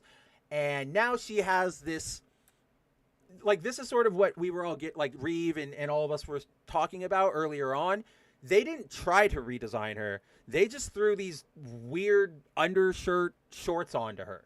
It doesn't work with her costume. Nothing about it makes sense. It's just them going, shit, we need to cover that up somehow. What do we do? And so they threw a shirt and pants on her. The other class is surprisingly the male beast tamer, who he was introduced in Dragon Quest X, the online MMO, and he was shirtless, and now for some reason he's got the I like to call it the trunk shirt because it's like the super tight like black wife beater or undershirt, whatever you want to call it these days. So that's one of them. And then the third is the female gadabout jester, depending on what translation you're looking at. Primarily the edits to her, as Nerdigans explained to us over on the Bounding stream when this went down, most of the edits made to her were to sort of deviate her from her copyrighted Playboy bunny look. So if you see on the version on the right, she's got like the bow tie, the cuffs. That's very, that's the Hugh Hefner specific Playboy bunny. So you can see over here, she doesn't have the cuff or the collar anymore. Understandable. Those are edits that we don't like them, but they're more understandable. You're not censoring anything. You're more like, we have to avoid copyright. It's still censorship, but you're not being puritanical. But then aside from that, she's also had the label removed from her jug of whiskey, which if you guys know, that's what the jesters use to fight. They like drink it, blow fire. She has had her cleavage covered up here with just another random piece of cloth, and the side cut on her swims or on the one piece has been extended to cover her thigh now. So instead of it being I know that every time I bump the mic, it makes a sound. I'm so sorry, guys.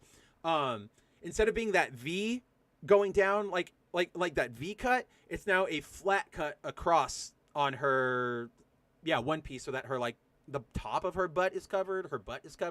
So there's that. And then, as Zero was referencing, when he said, I ring the alarm for the Type A B stuff, the game also chose to replace the decision to choose a female or a male version of a given class with, do you want to choose Type A or Type B? Again, nobody is really... we've all seen this before. This is not the first game to do it, but we all know that this is just sort of being overly cautious towards a very small group. And again, you guys know me. Out of probably most anyone in this sphere, I am the most LGBT accepting. I really don't care what they do. I want them to just be happy, live your life, do what you got to do. But this is, as we'll see, that as Yuji Horii points out, question to you guys, like, who would really care if you said male or female over Type 1 and Type 2? The only person, like, here's sort of the absurdity of it to me. When you go Type 1, Type 2, you're really only appealing specifically to non-binary individuals. because if an individual says they're trans, there's your male option, your female option. If you're a male to female transgender individual, you can play the female character. Other way, there's your male hero right there. To get rid of the to neutralize it into types is going, I can see that argument. It's the non-binary individual going, excuse me, I don't fit by either of those. How dare you say man or woman? And so, but the irony is that this doesn't do anything. Type 1, Type 2 is still, it's sort of like we all know what it is. Everybody knows what it is. One of the most popular memes around this concept is, can I take off the shirt of Type 2? No. Why is that? Crickets, crickets, crickets, right? So those are the changes that we have seen thus far confirmed for the Dragon Quest HD remake. Now, obviously, it's caused a lot of debate, a lot of fire around our circles. Anti-censorship, bad localizations, just sort of all of that sort of stuff. And yeah, so, dang it, hold on. Pardon me. Eventually, in light of all of that happening, this interview that we were talking about at the Tokyo Game Show took place. I have no idea why I'm burping so much again. Yes, Timon, you were invisible again. I have no idea why. This is the first thing I have seen since, where was your last comment? Yeah, not buying this. And when I was like, oh yeah, don't worry, we'll get there. That was the last I heard from you. And then we have, I'm invisible again. Again, I don't think it's your fault. Don't get me. I know that this is YouTube pooping its pants. So don't stress too much, my friend. I know you're here. I appreciate you. You're still the man. You can always hit me up on Twitter or whatnot. But okay, so I'm the invisible man. Incredible how you can. Gosh, good reference. So this interview takes place at the Tokyo Game Show. Like I said, this is a translation provided by an individual. We'll play it. We'll go over it. And we'll talk about it. So this is the clip that set the internet on fire earlier this week, on Saturday actually. And you'll see Naz Chris over here, who ironically enough is actually dressed like the hero from Dragon Quest III, brings up the topic of the censorship changes, specifically like to the female warrior. And Torishima, having had a relationship with Toriyama, and same with Horii, they give their insights. So let's check this out. Is it playing? It's playing. And there's a sound. そのままなのかどうなのかみたいなのがありましたよね。また。まあね、いろいろ規制もあってね。Yuji? 出しすぎちゃいけないとかね。そこまあちょっとあんまり深掘りする気はないんですけど、いいのにだってフィクションだけどその中に主人公というあなたが入って冒険するっていうことでいいじゃないと思うんですけど、違うんですかね。なんですかね。よくわかんないですけどね。これについてはね。ゲームだし。Yeah, so here you have Yuji Horii and Torishima both laughing. So Naz Chris is brought up. What's with the costume changes? Yuji Horii says certain regulations exist in the world where you can't show too much skin. And both him and Torishima laugh about it because they're like, I don't know what that's about, but it's a thing. And so interestingly, Naz Chris, which this is an interesting bit. So right here, Naz Chris says it's a game, it's fiction, and it's a virtual experience. So as long as it's enjoyable, I think that's all that matters. This has been a subject of debate about whether she is arguing that who cares if they're scantily clad as long as it's fun, or who cares if they're censored as long as it's fun. I don't really know what to make of it. And unfortunately, this is where being a non-Japanese speaker sort of fails us, because I'm sure there's tone and certain word choices that would clarify it. None of the translations give us that. So thankfully, it doesn't really have any bearing on the rest of the interview to come, but it presents an interesting conundrum. Because on one hand, depending on what the truth is, on one hand, she was either straight up, buying into the who cares, let it be censored narrative, or she was being like them and going, yeah, it is sort of stupid how this keeps happening.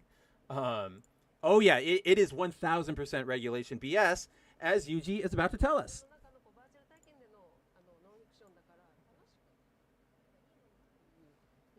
Whoops, sorry guys, I dropped that a little bit.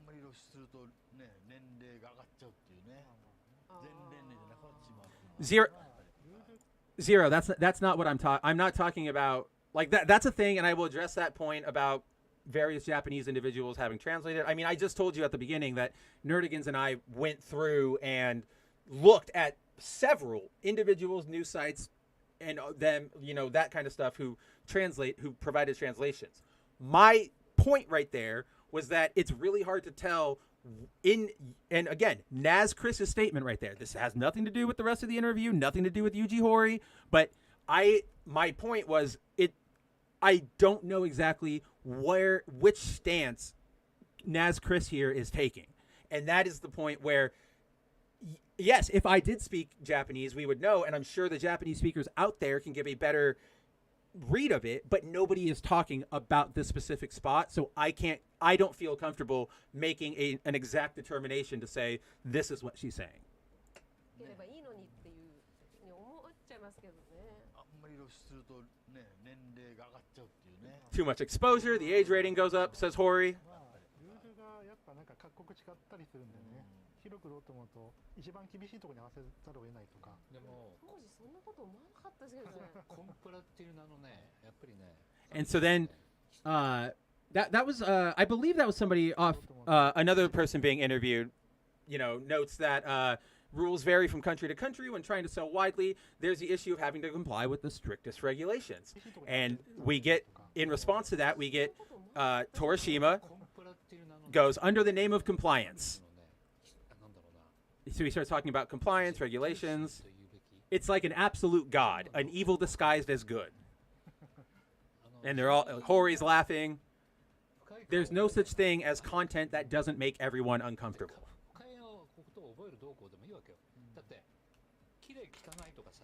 Just for clarification, because the guy wasn't able to get what he said right there, let me... what did Torishima say? So he says... so he says, there's no such thing as content that doesn't make everyone uncomfortable. And then this is because not everyone has because everyone has different ideas about what is good and bad, like clean and dirty. At the root of everything, there are a few things that you absolutely must not do. And if you don't do those things, everything else will be fine, right? That doesn't exist. So that's the part right here. He's basically saying this question mark is everybody has different ideas of what's good, bad, dirty, clean, which is 100% true. You cannot satisfy everyone with whatever regulation you put in. So just in case you guys were wondering, that's what that was. Yeah, you got it there, Zero. 綺麗汚いとかさ、善悪って人それぞれに感じ方があるわけじゃん。で、物事はやっぱり根っこにあるのはやっぱり絶対やっちゃいけないことだけいくつかあって、それさえやらなきゃあとはいいじゃない。そういうのがないわけ。And so then, you can see sort of where the translation discrepancy starts between his and the official thing. Here, in the translations Nerdigans and I got, we had at the root of everything, there are a few things that you absolutely must not do, and if you don't do those things, everything else will be fine, right? That doesn't exist. So in our version, he's going like, oh yeah, if you follow the rules, you think you're going to get away with it? Not even true. And over here, he's sort of saying the opposite, which is if you follow all the rules, you can do whatever you want. After that, this sounds slightly biased, but I'm going to lean towards referring to the translation Nerdigans and I got, because we pieced that together from news sources who aren't going to be as bombastic as this Twitter user was. Again, his heart's in the right place, but that's why, like, be accurate in your translations or your like relaying of information, guys, because when you go into hyperbole or you start exaggerating, it makes a better story, but it does serve to hurt credibility down the line. Even if your story is entirely true, exaggerating doesn't really help. Timon says, okay, just because you interrupted me with this. Timon says, go learn Japanese, Spencer. So just because you brought this up, I'll tell a quick anecdote. So should not surprise anybody that I have previously in my life been interested and looked into learning Japanese.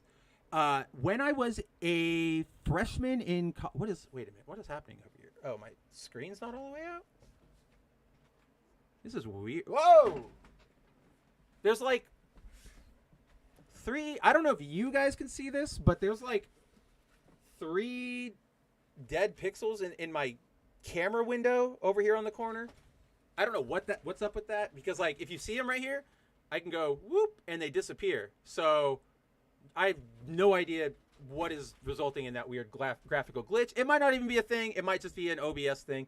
But anyway, back to the story. So yes, previously I wanted to learn Japanese, and I made my first foray into officially looking into it back when I was a freshman in college. Because when I was a freshman, I being in the humanities, so I went into college as a journalism major, realized there's not really money or anything there, sort of jumped around between things I wanted to do, psychology, music. Then eventually I settled for a long time on getting a business degree, because I'm not getting something special. I should just get a degree that can be applicable and get me money.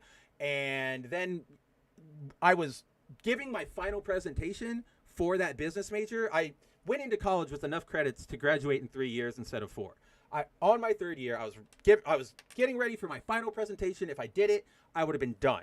And so it was a business presentation about like I think I was like proposing a business or whatever and trying to get like investors from my professor.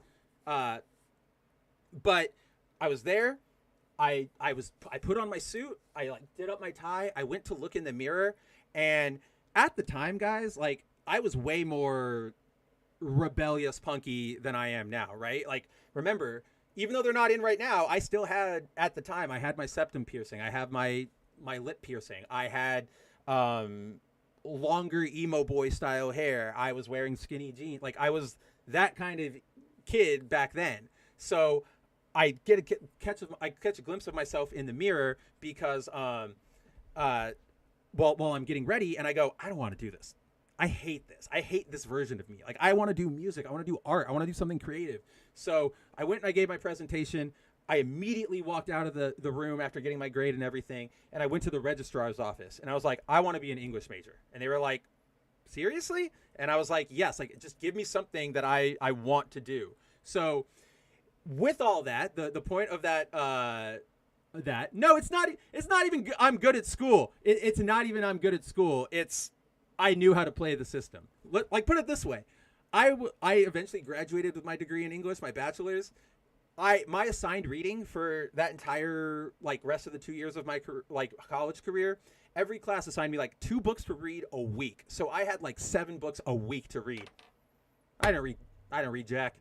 My strategy was I would go the day before the final or whatever, or the midterm, I would go to the library, check out all the books that we were assigned. I would slam them down on the desk, open them up at a random spot, spend an hour reading. Then I would close it, and I would get the next book, open random, spend an hour reading. That way I can get the characters' themes really easily, and then when you go to the essay portion of your final, talk about Andrew's love for bad stuff and how he details it. And it's like, oh, that's really easy. I didn't have to read the book for that, Jack. So, yes, you guys know me. I am the worst educational Asian of all time. I can't do math. I am absolutely terrible at math. Andrew knows this. So the standard conversion of like 1 second. So on Stream Deck, on my Stream Deck here, this device that I use to do all our graphics and change scenes and stuff, there is when you put delays in, you have to do it by milliseconds, not seconds. And the standard conversion for that is 1 second equals like 1,000 milliseconds. Ask Andrew. I have to go every time we do a foil variant or I start the show and I have to reconfigure clips and stuff. I have to go convert it in Google. I have to go like 70 seconds to milliseconds because I am just that stupid at math. I wish I had the opportunities to watch the movies instead of reading Timon. Like, that would have been one of the coolest, like, unfortunately, we didn't read books that were getting movie adaptations. Let's put it that way. Supensuru. But, hey, wait, what did you say? You should leave these posters visible in some occasions. Oh, you mean behind me? Those are normally viewable if you go check out Foil Variant, because I try to match Andrew's setup there. His is way better and way prettier, but at least it keeps us consistent. Corey, thank you for hanging out, buddy. It's always a pleasure to see you. If I don't talk to you over the next few days, I'll definitely probably see you on Sunday for a community Smash Cart night. But take it easy, buddy. You are the man. Always a pleasure to hang out with you. Shinkai says, I just find an audiobook or Spark Notes online. That's another good one too. I have just recently started getting into audiobooks because I don't know why. I have nothing against them. I just never delved into them. And I'm like, I just praise. I love praising audio. They're so great. I love them. You Americans always fumbling with the metric system. Look, we fought a war to not have to use it. I'm sorry that you guys got your the Spanish and the British went and colonized your asses and you guys didn't fight back, but we won. USA, USA. I'm kidding. I'm completely kidding. Where was I even starting with this story? Because we were in college, I was getting my degree. Japanese, right. So I wanted to learn Japanese while I was in college because to get at all those various points, all of those majors I listed out, psychology, English, business, music, those all required at least 1 year of a foreign language class to be taken. It could have been Spanish, French, whatever. So I went and I was like, if I have to take a class, I'm going to take Japanese. And so I went and I tried to apply to the Japanese, the entry freshman Japanese class. And when I went on to the registrar, it was closed. It was open for the wait list. And it said, if you want a wait list, you must email the professor. So I emailed the professor and I said, hi, my name's Spencer. Here's all my stuff. I was interested in joining your Japanese 101 class this starting this spring. What do I have to do? Is there any chance for me to make it in? And I got a really fast email back. And mind you, I messaged directly the that professor who was teaching the class. The professor emails me back and is like, hi, Spencer, nice to meet you. Shouldn't be a problem. We don't really have anybody on the wait list right now. If you want to show up on the first day, feel free to, and we can probably get you a seat. So I'm like, that's great. I'm so excited. That day comes. I have a bit of trouble finding the building. It's still a newish campus to me, but I maybe walk in 2 minutes late. I walk into a full class of people already sitting down, already with notebooks out. Clearly they started early. Everybody, it's dead silent. I walk in, everybody looks at me. All of a sudden this small Japanese lady at the front of the class looks at me and she's like, who are you? And I'm like, I'm Spencer Bakuli. I emailed you. You told me to come in, and instead of even talking, she's like, no, full. And I was like, what? So I'm standing there just sort of what? In front of all these students. It was so dumb and so embarrassing that I was just like, fine. I'm not going to learn Japanese. Screw this. And so I took French instead. So now I can speak French, and that's why when we translate things on Bounding, all the French stuff comes from me. But yeah, all that to say, there was a point in time when I really wanted to learn Japanese, and it just sort of it fell flat on my face. Dude, I should have learned Korean. I should have learned Chinese at this point. It pretty much any language aside from the one I learned, not happening. Oh yeah, you're right. The British didn't create the metric system. It's French. And then yeah, America is the only one. It's us, and you are correct, Timon. It is Myanmar. So all that said, that was supposedly supposed to be a quick anecdote into that. Also, side note, because he popped in real quick, and this has been on my mind, and it's part of my plans for the rest of the night.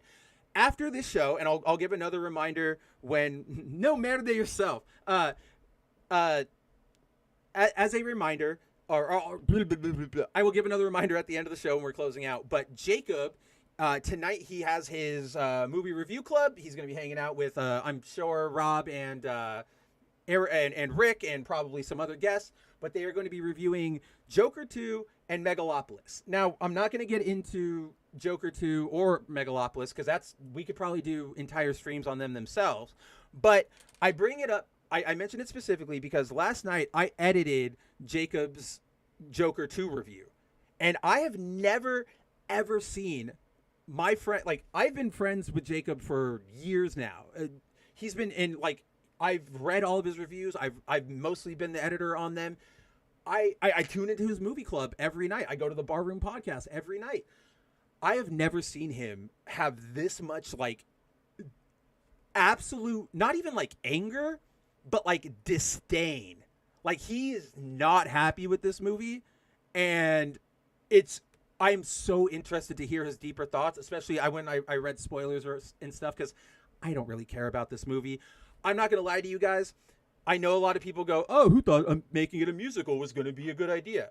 I was interested. I am a musical nerd. I like that stuff. If it could have been pulled off accurately, I think we could have had something incredible. But then once they were like, it's not a real musical, it's like a pseudo musical, I was like, I'm out. This is going to be junk. So tonight I'm going over to Jacob's movie review stream. It starts in 5 minutes. So I'm glad you could stop by for just a second, buddy. But go watch his stream when we're done over here. I wish I knew how to set up redirects and stuff, but I don't. But yeah, Jacob hated Joker 2, and I'm so excited to see what he has to say more about it tonight when he can finally like talk on it. So that's all I wanted to say. Shout out to my good boy Jacob, Society Reviews. You're the man. You're one of my best friends. You're good. So let's get back to the topic at hand so that we don't go for 4 hours tonight. Yeah, Shinkai says, I was not against the musical. I don't like Lady Gaga. Her singing voice and my gut don't mix. And that's completely fair.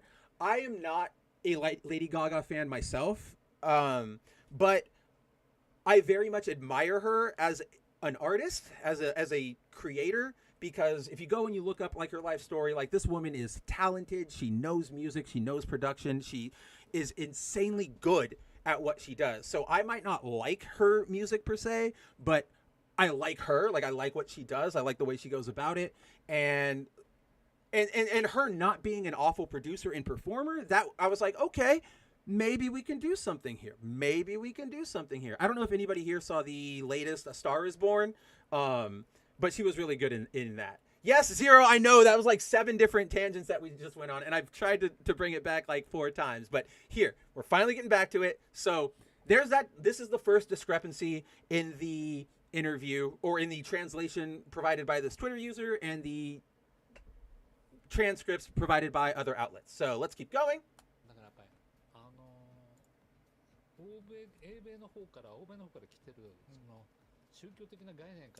There's a religious concept from the West, especially in America, that influences their approach to sex education, right? That's what Torishima is saying. Their approach to compliance is really narrow-minded. When selling manga in America, everything had to be categorized by age groups. Still, for Shonen Jump manga, they couldn't be sold unless they were rated for ages 13 and up. Because there's risk of lawsuits, the company also has to get insurance. Doing business with such a ridiculous country is really frustrating. Because of that, Japan also gets negatively influenced. So that's what Torishima said, the Shonen Jump editor. Now, Horii comes back in, and in Dragon Quest, you used to be able to choose between a male and female main character. But now we have to label them as Type 1 and Type 2. I really wonder who's even complaining about this. Yeah. And then, so it cuts off a little bit here, but then they laugh, as you can hear them. They're like, huh, who would complain about this? And Horii basically goes like, who would complain? I don't know. They're confused. So that dropped on Saturday. And unsurprisingly, this blew up because this right here, guys, is confirmed proof that all of the stuff we're seeing out of Square Enix, all of the censorship, all of the ethics department stuff, it is because of America. There's often an argument that's raised when people are talking about manga and anime and video game censorship, or Japanese censorship, let's put it that way, where they argue it's not being forced on them. They're doing this of their own regard. Get over it, you chuds. This is what they believe too. And now we have confirmed proof that at least these are titans of their respective industries, manga and video games. You don't have video games in Japan without Dragon Quest. You don't have manga's worldwide popularity without Dragon Ball or those shonen, or how Torishima handled Shonen Jump in the early 2000s, licensing it out to America, right? I don't know about you guys, but I remember in the early 2000s, we started to get Shonen Jump like magazines. It didn't last long. I think it only lasted like 5 or 6 years, but he brought it over here, which just, he started making America a focus of sales rather than just like an afterthought. So these are people who know exactly what they're doing. So this remind me about this Shinkai, this RE0 thing. I want to mention it real quick. Or actually, I'll just talk about it right now.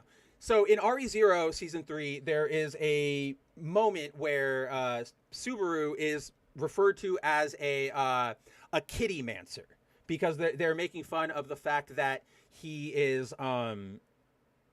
like, he's always hanging out with like lollies. Like, he's got a lot of young people around him. They don't use the term lolly mancer there specifically, Shinkai, and I looked into it. I researched it because I was going to write up about it. But it turns out that in that specific instance, they really are referring to children rather than lollies specifically. So they wanted to use the child term as a catch-all one rather than referring to like female like characters specifically. So it is a funny bit of coincidence, because it's like, yeah, of course we would have presumed that's what happened. But this is one of those instances, much like the Cammy having all that Zoomer talk in My Hero Academia, that's in the manga too. So it's not too bad, but it is a funny coincidence. So like, I don't blame you for going, hey, wait a minute. Yeah, oh yeah, of course. That's what I'm here for. That is my job here at Bounding. I want to make sure, even if I disagree with it or agree with it, I just want you guys to have all the right information so that we can all discuss from the correct, like the equal equal ground. Zero says the Zoomer talk was present in the Japanese, not the specific Zoomer talk, but she does go over the top, being like a ridiculous teenager with her, like she's intentionally trying to act like a immature child to get a rise out of him. So it's not as, this is a localization where like it sounds awful to us because we all hate Zoomer speak, but it does work. Like, this is not a localization. This is not a bad localization. It's a fine one. Yeah, Viz added it to the manga, but it's not, it's their interpretation of what she's trying to do. Because again, she's trying to taunt and be immature. They didn't change her personality to be that, so that's why it's a little more okay.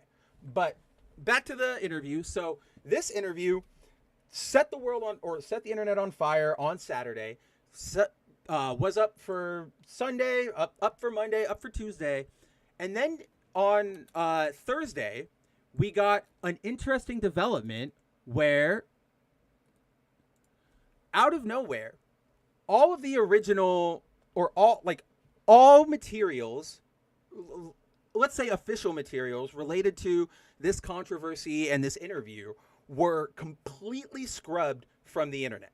So we saw that initial video upload, which was uploaded by Naz Chris's employer, Koro, to their channel. That was completely removed from the internet. The entire 7-hour stream has been removed. That Twitter user whose video translation we were looking at, he has since removed the thread and put up an apology for misinterpreting Yuji Horii's words, and we'll get into what that means in just a second. And this is the one that really got me, was the main news outlet that Nerdigans and I used to translate, like their transcript that they provided, which was not, again, that's them, official Japanese individual, like speaker, listening to the video themselves and just transcribing it, not using the translation, just using their own words. And that transcript got taken down. It was just completely gone. So it was and related news reports. The performers would like to inform everyone and make a request. The live broadcast Game Creators Special Program with Yubo and Masurito's Kosa Kosa Broadcasting Station was held on Saturday, September 28th, 2024, and it has been reported on social networking sites that some comments made by the performers were mistranslated by unrelated third parties when translated into English. In addition, some of the comments made by the performers have been spread in a mistranslated form. Not only that, but some of the performers' statements have been cut and quoted as if the speaker was expressing a negative opinion about a particular ideology or belief, and the video has been spread in a manner that is far removed from the true meaning of the statements in the original content and message of the video. And then they go on to explain the mistranslated word is Puritan. The word in Japanese should be Puritan, but it was mistranslated as sex education. And basically they're saying, you know, we strongly ask that everybody stop spreading this. This is hurting us. And so on and so forth, corporate speak. Hold on, I just need my water.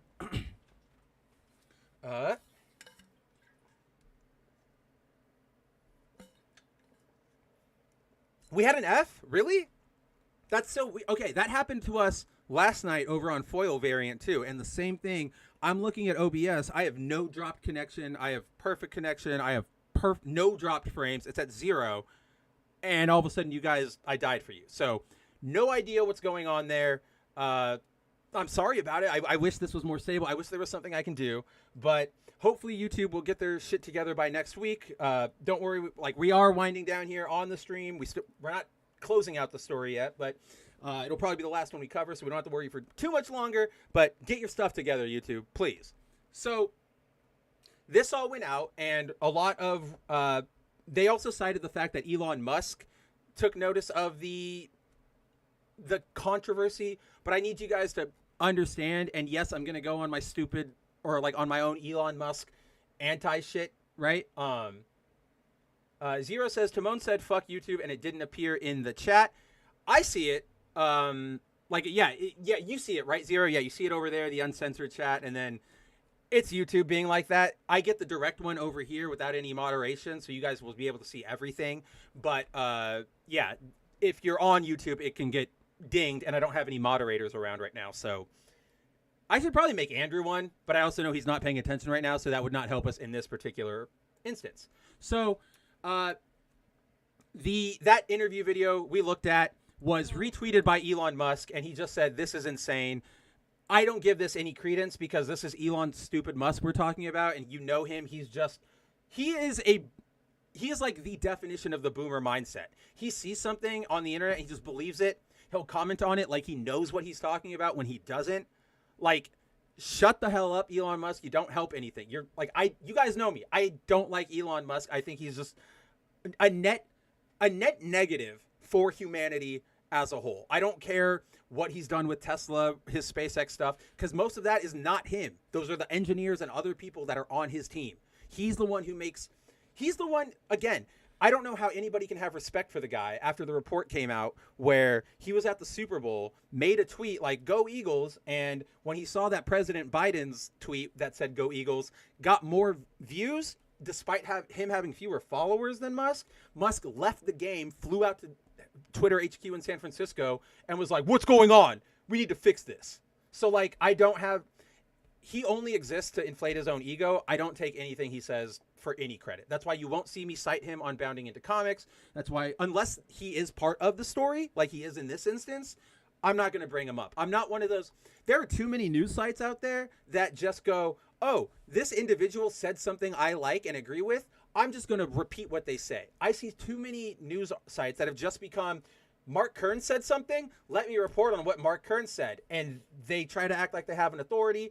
You don't. You're just regurgitating something. You're not engaging with this material on your own, right? So, more to the point, off of my Elon BS. So that was the response. We got everything taken down. And again, I used the language, everything taken down, but this is the internet. I even mentioned it in the article, like, it's not getting taken down. I have a backup of it. I have it sitting on my hard drive because I figured something like this might happen. So,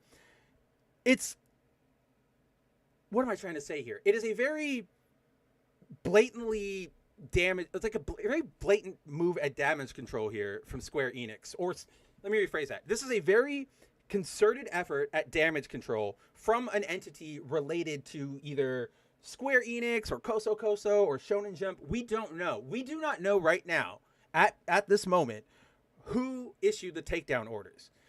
Lots of people are saying Square Enix. Lots of people are saying Shueisha. Right now, we do not know. So that's all up in speculation. Just want to make that clear. We don't know who it was yet. Me personally, I would put money on it was probably Square Enix because there's no way they're not aware of the situation brewing around this just in general. So I think it was them, no proof, but that's where we're at. The thing to note is that, and I believe either Zero or Volume or somebody brought it up earlier, Maybe even Timon brought it up. But the crux of the accusation that Horii was mistranslated and that everything is being taken out of context is this bit right here. The mistranslated word is Puritan. It should be Puritan, but is mistranslated as sex education. Now, let's talk about this for just a second, because where does he go? Where does he say it? Oh yeah. So this is the line that they're talking about. There's a religious concept from the West, especially in America, that influences their approach to sex education. Now, a lot of the more yeah, see, that's actually a really good point too, right? Zero Square, definitely. This is his speculation. Elon Musk reacting to it was bound to freak them out. That's a good point. As much as I dislike him, I did underserve how much of an influence he can have on these discussions because he has such a wide reach. That's a good point. Thank you for raising that, Zero. I'm adding that to my evidence box. But so this was the more disingenuous rage baiters in the sphere. They took this bit right here to say that the religious concept from the West, especially in America, that influences their approach to sex education, they took that to mean like neo-leftism, liberal culture, right? Like that's what they thought. They thought that everybody here was they thought Horii and Torishima were pushing it back against our socio-political stuff, which I can see sort of. Okay, let me rephrase this. I don't get how you can sort of get. What am I trying to say here? The way I read this initially was how it was meant to be taken. That when you're talking about a religious concept from the West, especially in America, that influences their approach to sex education, hell yeah, it's Puritanism. We know that. We were founded by Puritans. We have way too many of our leaders leading by religious standards rather than secular standards that work for everybody. And we know that when it comes to sex in America, it is the one thing that our culture cannot handle for some reason. I mean, obviously it's the religious basis, but like I was talking about this the other night, you can go and make a video or like a movie, and like we here in America, everybody praises Saw. Everybody knows what the Saw movies are, and they're pop culture phenomena. Kids know them. It's a skin for Jigsaw is being added to Fortnite, and those movies and that genre is just gore porn. It's just people getting killed in the most brutal of ways for shock, with blood and guts and everything flying out. Nobody bats an eye. But if one of those movies were to have a single bare titty in it, watch everybody lose their mind. It's the American hypocrisy, and who knows if we'll ever get past it, truly, just considering the religious nature of this country. So, but yeah, so I walked away from this going, you're definitely talking about like Puritanism and all that stuff. Some people walked away from it going, oh, he's talking about woke culture, blah, blah, blah. I hate that word. So to that sense, I understand, yes, your thing did get mistranslated to a certain extent. However, when you look at that guy, Velut News's apology and that statement, really the only thing that Square Enix is seeming to, or whoever did the takedown is really taking issue with, appears to be what they claim is a mistranslation of Puritanism as sex education. Now, even if, I will play devil's advocate here, let's give them that, right? Let's say, you're right, Square Enix. That was a complete interpretation, translation that would have led lots of people to not understand you. I don't think that's what happened, but we'll play along. Even if that's true, what about everything else there? What about Yuji Horii saying, who cares if we do type A, type B? What about Torishima saying America has ridiculous regulations? And we do. We are a bastion of freedom, but we are also highly hypocritical in America, and we have lots of censorship, and it sucks. And our regulations can be very, very strict, especially that's what we've seen in recent years, where characters are getting covered up in things that were previously PG or PG-13 because people do I even want to get into this? This seems like I'm going to throw a grenade into everything.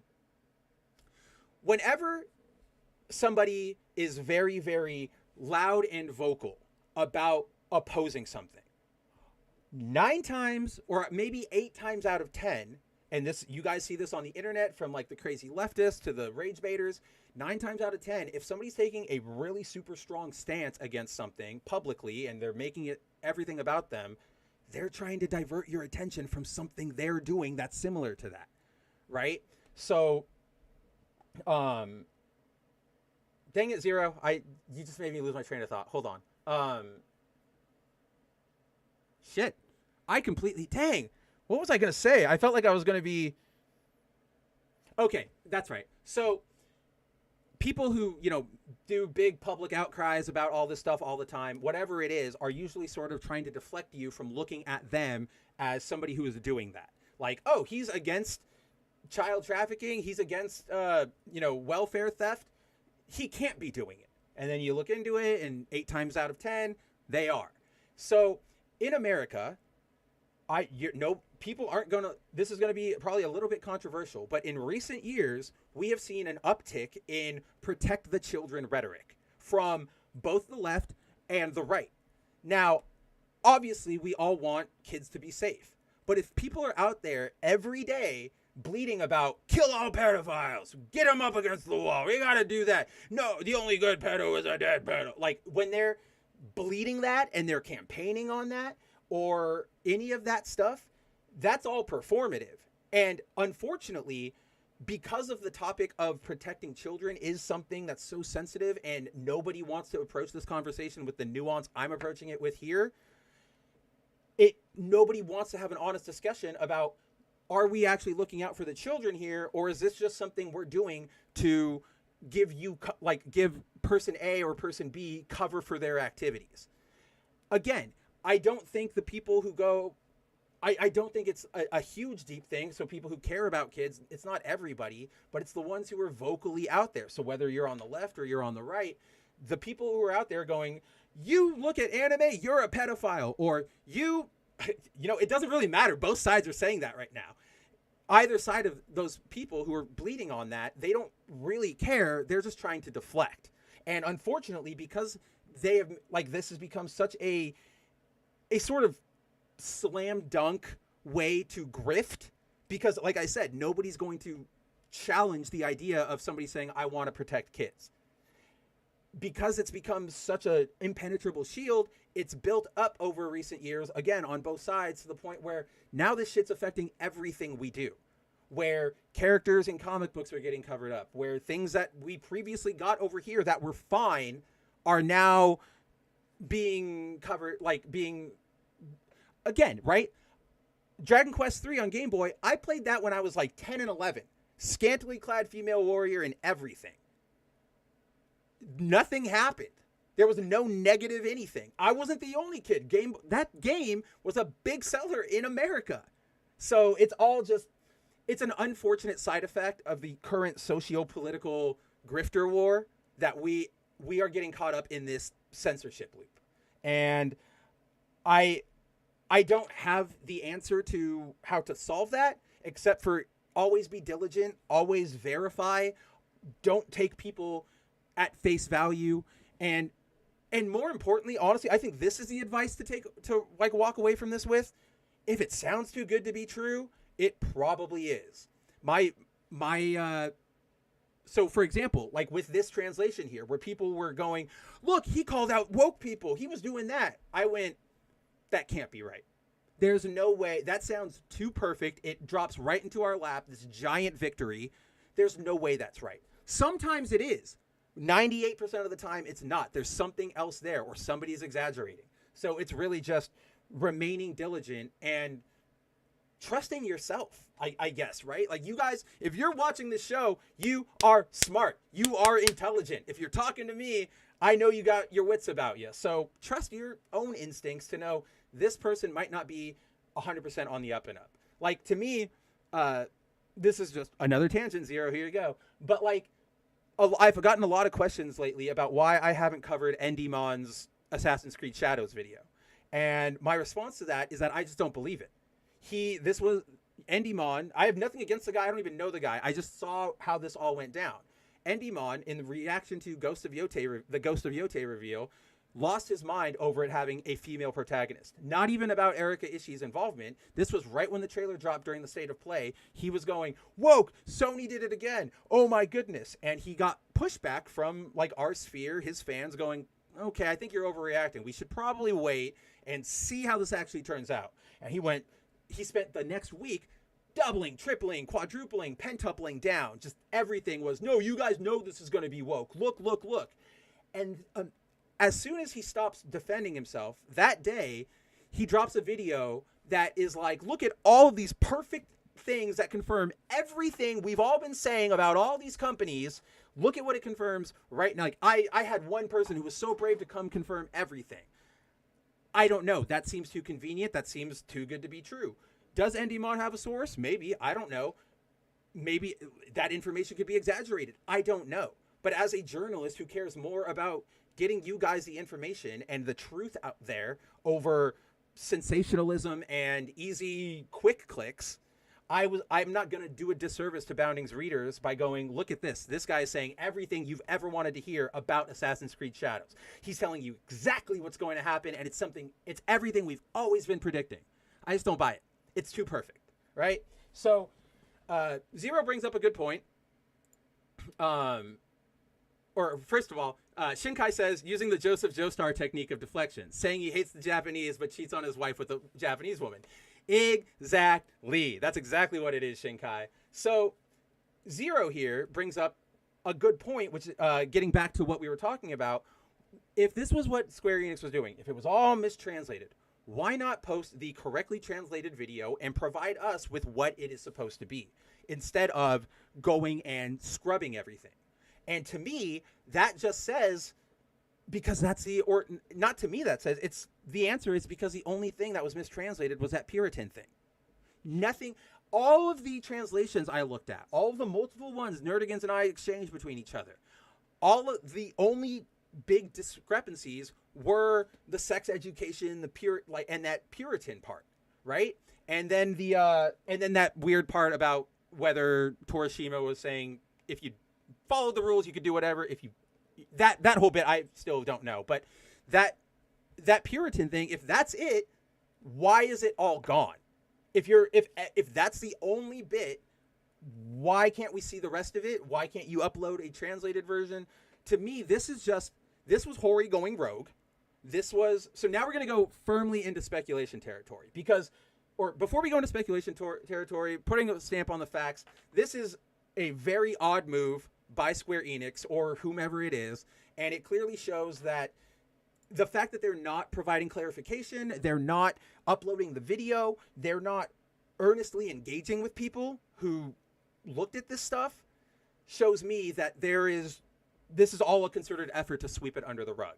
Like I said, between all the stuff we saw with the Dragon Quest III remake, and everything from Square Enix over the last couple years, Final Fantasy VII Rebirth, Final Fantasy XVI had some of its dialogue censored regarding slavery, all of this stuff, to have the king of RPGs come out and go, this stuff's all stupid. It's not going to work out for them. You're back! So, this, I honestly think, should be taken as a win by anybody who's anti-censorship, who's or pro-artistic integrity, because this is showing that even the creators, the minds behind all this, don't want it. They are being forced to. They don't like seeing their creations run roughshod over. And after this, no amount of Western gaslighting from Western sources like Anime News Network or whatever is ever going to revive that narrative. It's great. Like, we are entering a new era of this discourse and this debate, and it's in our favor. So big ups to Square Enix for sort of dropping the ball and letting this go out, because if you didn't want this to go out, you should have handled them better, or you should have just treated them better in the first place and they wouldn't have had anything to complain about. So that's exactly it, Zero. This will only cause Streisand effect on the whole shit. It's going to do even more PR damage for Square and the Dragon Quest III remake. Well, even outside of the remake, people now can just go, remember this? Boom. No matter what Square Enix tries to pull anymore. And here, we'll play devil's advocate. let's say Square Enix goes completely on the up and up and they stop censoring it, and we get down the line and there is a character model that is altered because they wanted to give it a different costume, but it is maybe less sexy than the original. In that case, everybody will just go, Square could go, oh, we just wanted to be creative. We want to do something different. Everyone can just go, that's bullshit. We have proof from your main guy. Like, it's like him and Tetsuya Nomura. We have, your main guy is saying you guys are forcing him to do ridiculous changes, right? So nothing Square Enix can try and say, and that's sort of the strategy Square Enix is using, actually, which is, if you go and you look at coverage from like Kotaku, GameSpot, all the mainstream places, they all run with the Square Enix says that this interview was maliciously mistranslated. They don't expand on it until you get into the like 7th paragraph of the article. Whereas like, up here, I straight up say the anti-censorship interview was wiped. And then I say, this is what they're saying. So they're just saying, they're all repeating the party line and not questioning it. And in this day and age of headline reading, somebody sees that, whether they read it actively or they're scrolling past it on Twitter, that's what gets into their mind. Slowly but surely, Square Enix interview mistranslated. So then when, let's say I bring it up on a bounding stream in 10 months, somebody's going to go, wait a second, I thought that was mistranslated. And it's like, you just fell into the trap because you went, no fault of your own. It's not a personal failing because we all get these sort of subtle things shot our way every single day, whether we want to acknowledge it or not. The freaking Garfield meme, you are not immune to propaganda, rings true forever and ever, right? So it happens, and that's the strategy. Yeah, that's what they're trying to do with this, and it's kind of transparent. Yeah, there's almost no recent project by Square that people can't point their fingers at. And in the future, it's going to be the same way. This is, like I said, a great win for anybody who's anti-censorship, pro-artistic integrity, a disaster for Square Enix's ethic department stuff. Ideally, I know that this is me being pie in the sky Mav, who always wants to be optimistic. I wish the way that this would play out is just that Square and other Japanese companies, Shueisha, Shonen Jump, realize that these are stupid. I want them to, like people caring about censorship and covering up the female warrior or type A, type B. It's all nonsense that we don't care about. That only serves to distract from your game, whatever you are trying to offer us. I'm sure there have been dozens, hundreds of awesome remakes or remasters that I've passed on because you guys decided to go tool around with it because of weird, again, it's the loudest ones who are getting their way because they just keep bleeding they don't, the neo-leftists, they don't have jobs. They're sitting at home all day. They get to sit on Twitter being loud and kicking up a storm. And then that leads us to where we are. There's nothing wrong with the Final Fantasy VII Remastered series. I didn't say wrong, but it is censored. We cannot deny that. That is a confirmed fact. Tifa's outfit is censored. The panty scene is censored. It happened. And that is a result of it being a Square Enix product. This is not saying you can't have your opinion on whether it was good or bad or how it was handled, but the objective fact is that it got the censorship treatment through and through. Whoops, I clicked away on the wrong chat window. I just wiped all of our chats. That sucks. How does it? That sucks. Oh well, we are closer to. Oh nope, we're all back now. I just clicked on a button.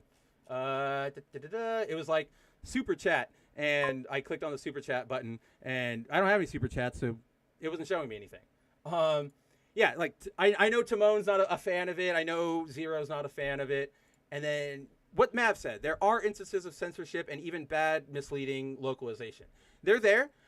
I'm one of those people who I acknowledge that Final Fantasy VII R series is censored and has all these modern audience updates. That doesn't change the fact that I love these games, that I am super excited for Rebirth to come along.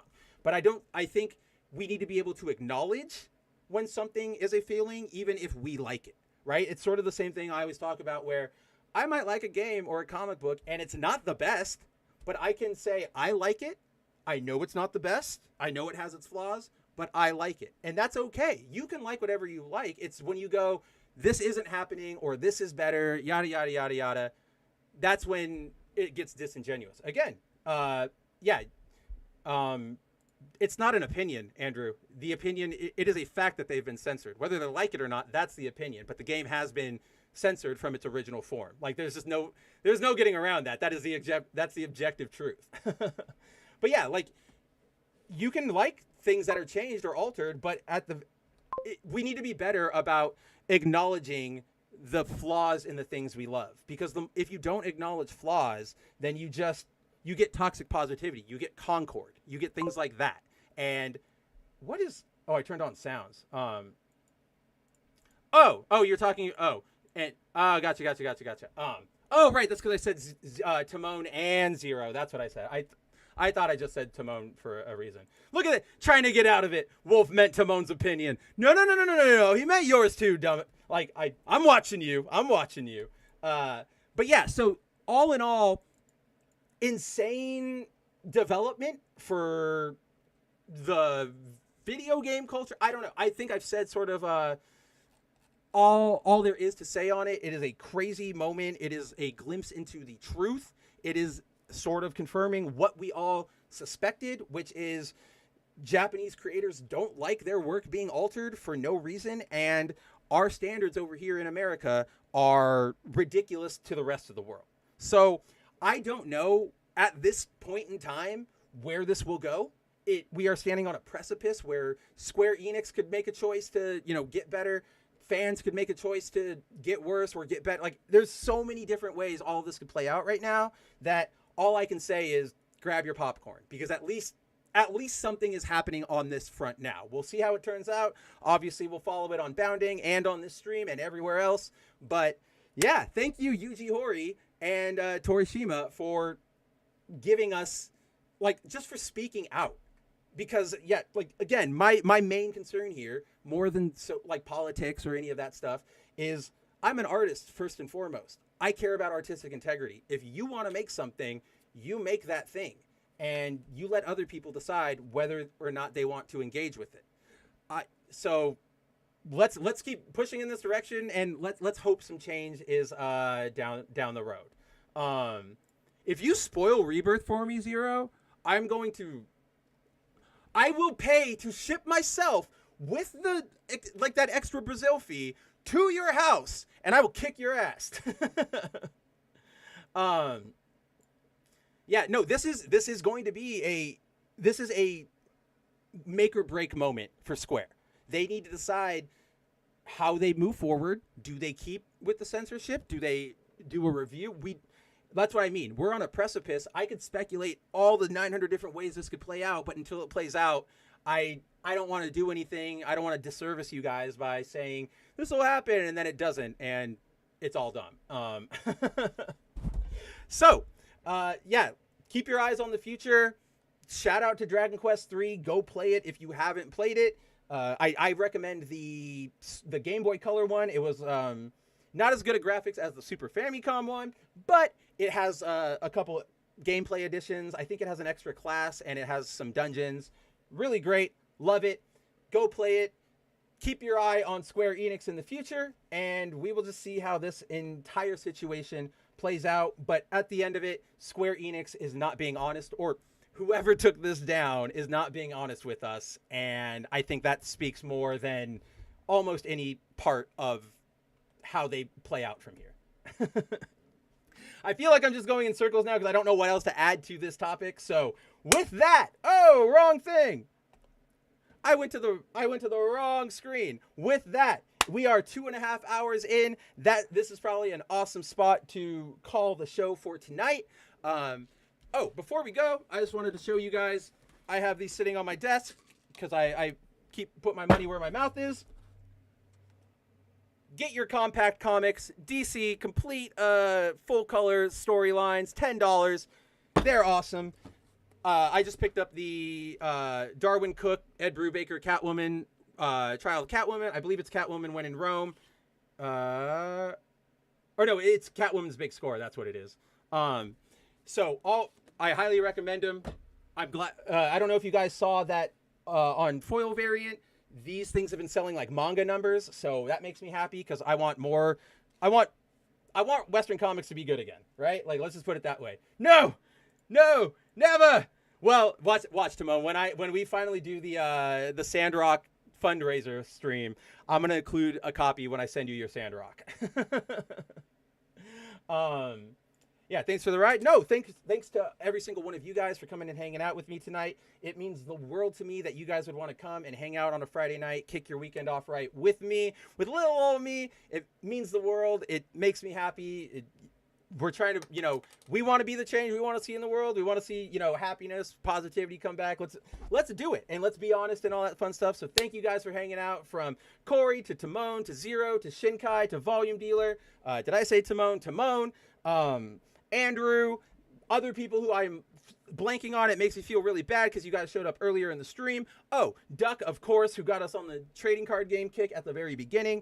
You guys are all the best. I love you. And to everybody out there who is either watches the VOD or is watching the stream without commenting on it, I see you. I love you. You mean as much to me as everybody else. So, as always, guys, if you want to see more of me, follow me right there on Twitter at Kabuto Writer Mav. You can catch me daily on Bounding Into Comics, where there are new stories going up almost every single day, depending on whether or not I am tired on the weekends. Check that out. Obviously, if you're here, smash that like button, that subscribe button, all that fun stuff, so you can come back same time, same Mav time, same Mav channel next week for another episode of The Good, the Mav, the Ugly. Also, as always, on Thursday nights, in case you guys forgot, I host a new show with Andrew called Foil Variant over on the Foil Variant channel. Very easy to remember. It's our weekly show where we talk all things comics, news, new releases, solicits, all that fun stuff. If you like comic books and you want, genuine, earnest engagement and not just screeching at, oh, this is woke, this is woke, this is woke. Come hang out with us. We'd love to have you. We just did our second show, or our third show last night, issue 2. We started on 0 because I was a test stream, but it's been a lot of fun so far. We see a lot of you guys over there. I hope you keep joining us week after week. Come back here next week. It'll always be fun. I can't wait to see all of you guys. Before we get out of here, as always, I have your last call for last minute news. And so I don't know if you guys have heard of this show. It is a show out of Japan called The Hero Yoshikoko and the Demon's Castle. It is a live action sort of comedy series that it's a parody of RPGs. And more specifically, it's a parody of Dragon Quest. It is an incredibly funny series, made by like otaku fans for otaku fans. But I figured with all the discussion of Dragon Quest tonight, why not show you guys a clip from the show? It is one of my favorites. So let's take a look. I hope you guys enjoy, and I will see you in just a second.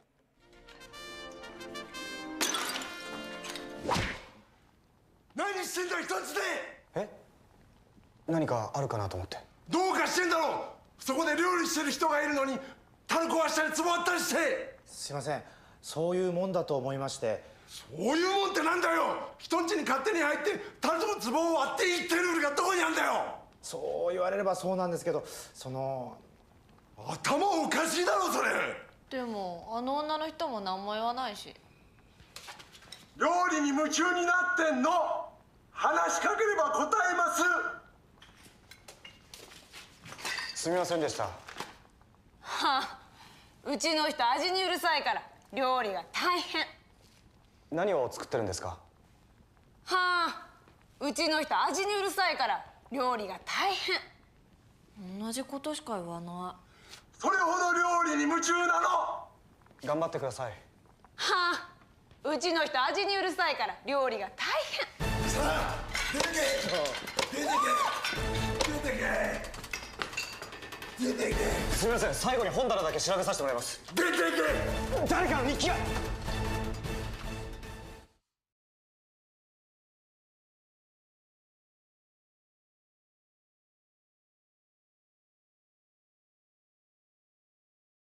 Oh, I was muted. I'm so stupid. Right, guys? But no, super hilarious. She's an NPC.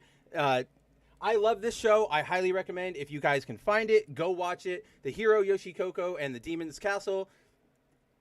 Good Japanese humor. You guys saw what it was right there. I know I had that mute, Timon. I luckily found it.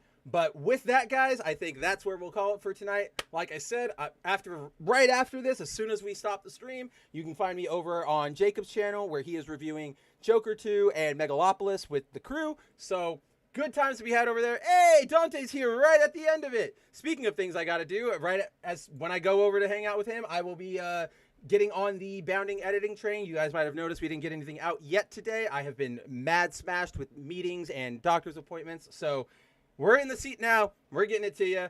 Thanks, everybody, for coming to hang out, and I cannot wait to see you next week. Take it easy. As the creator of Mara Jade, Wait! I am not the creator of Mara Jade, and I want you to get out of this office right now. I'm sorry, Zeb. No way. You brought No it on way. You brought it on yourself. I don't want you here. I'm so Out. sorry, George. I didn't think it would go like this. Out. Ted, I got your voucher. Out!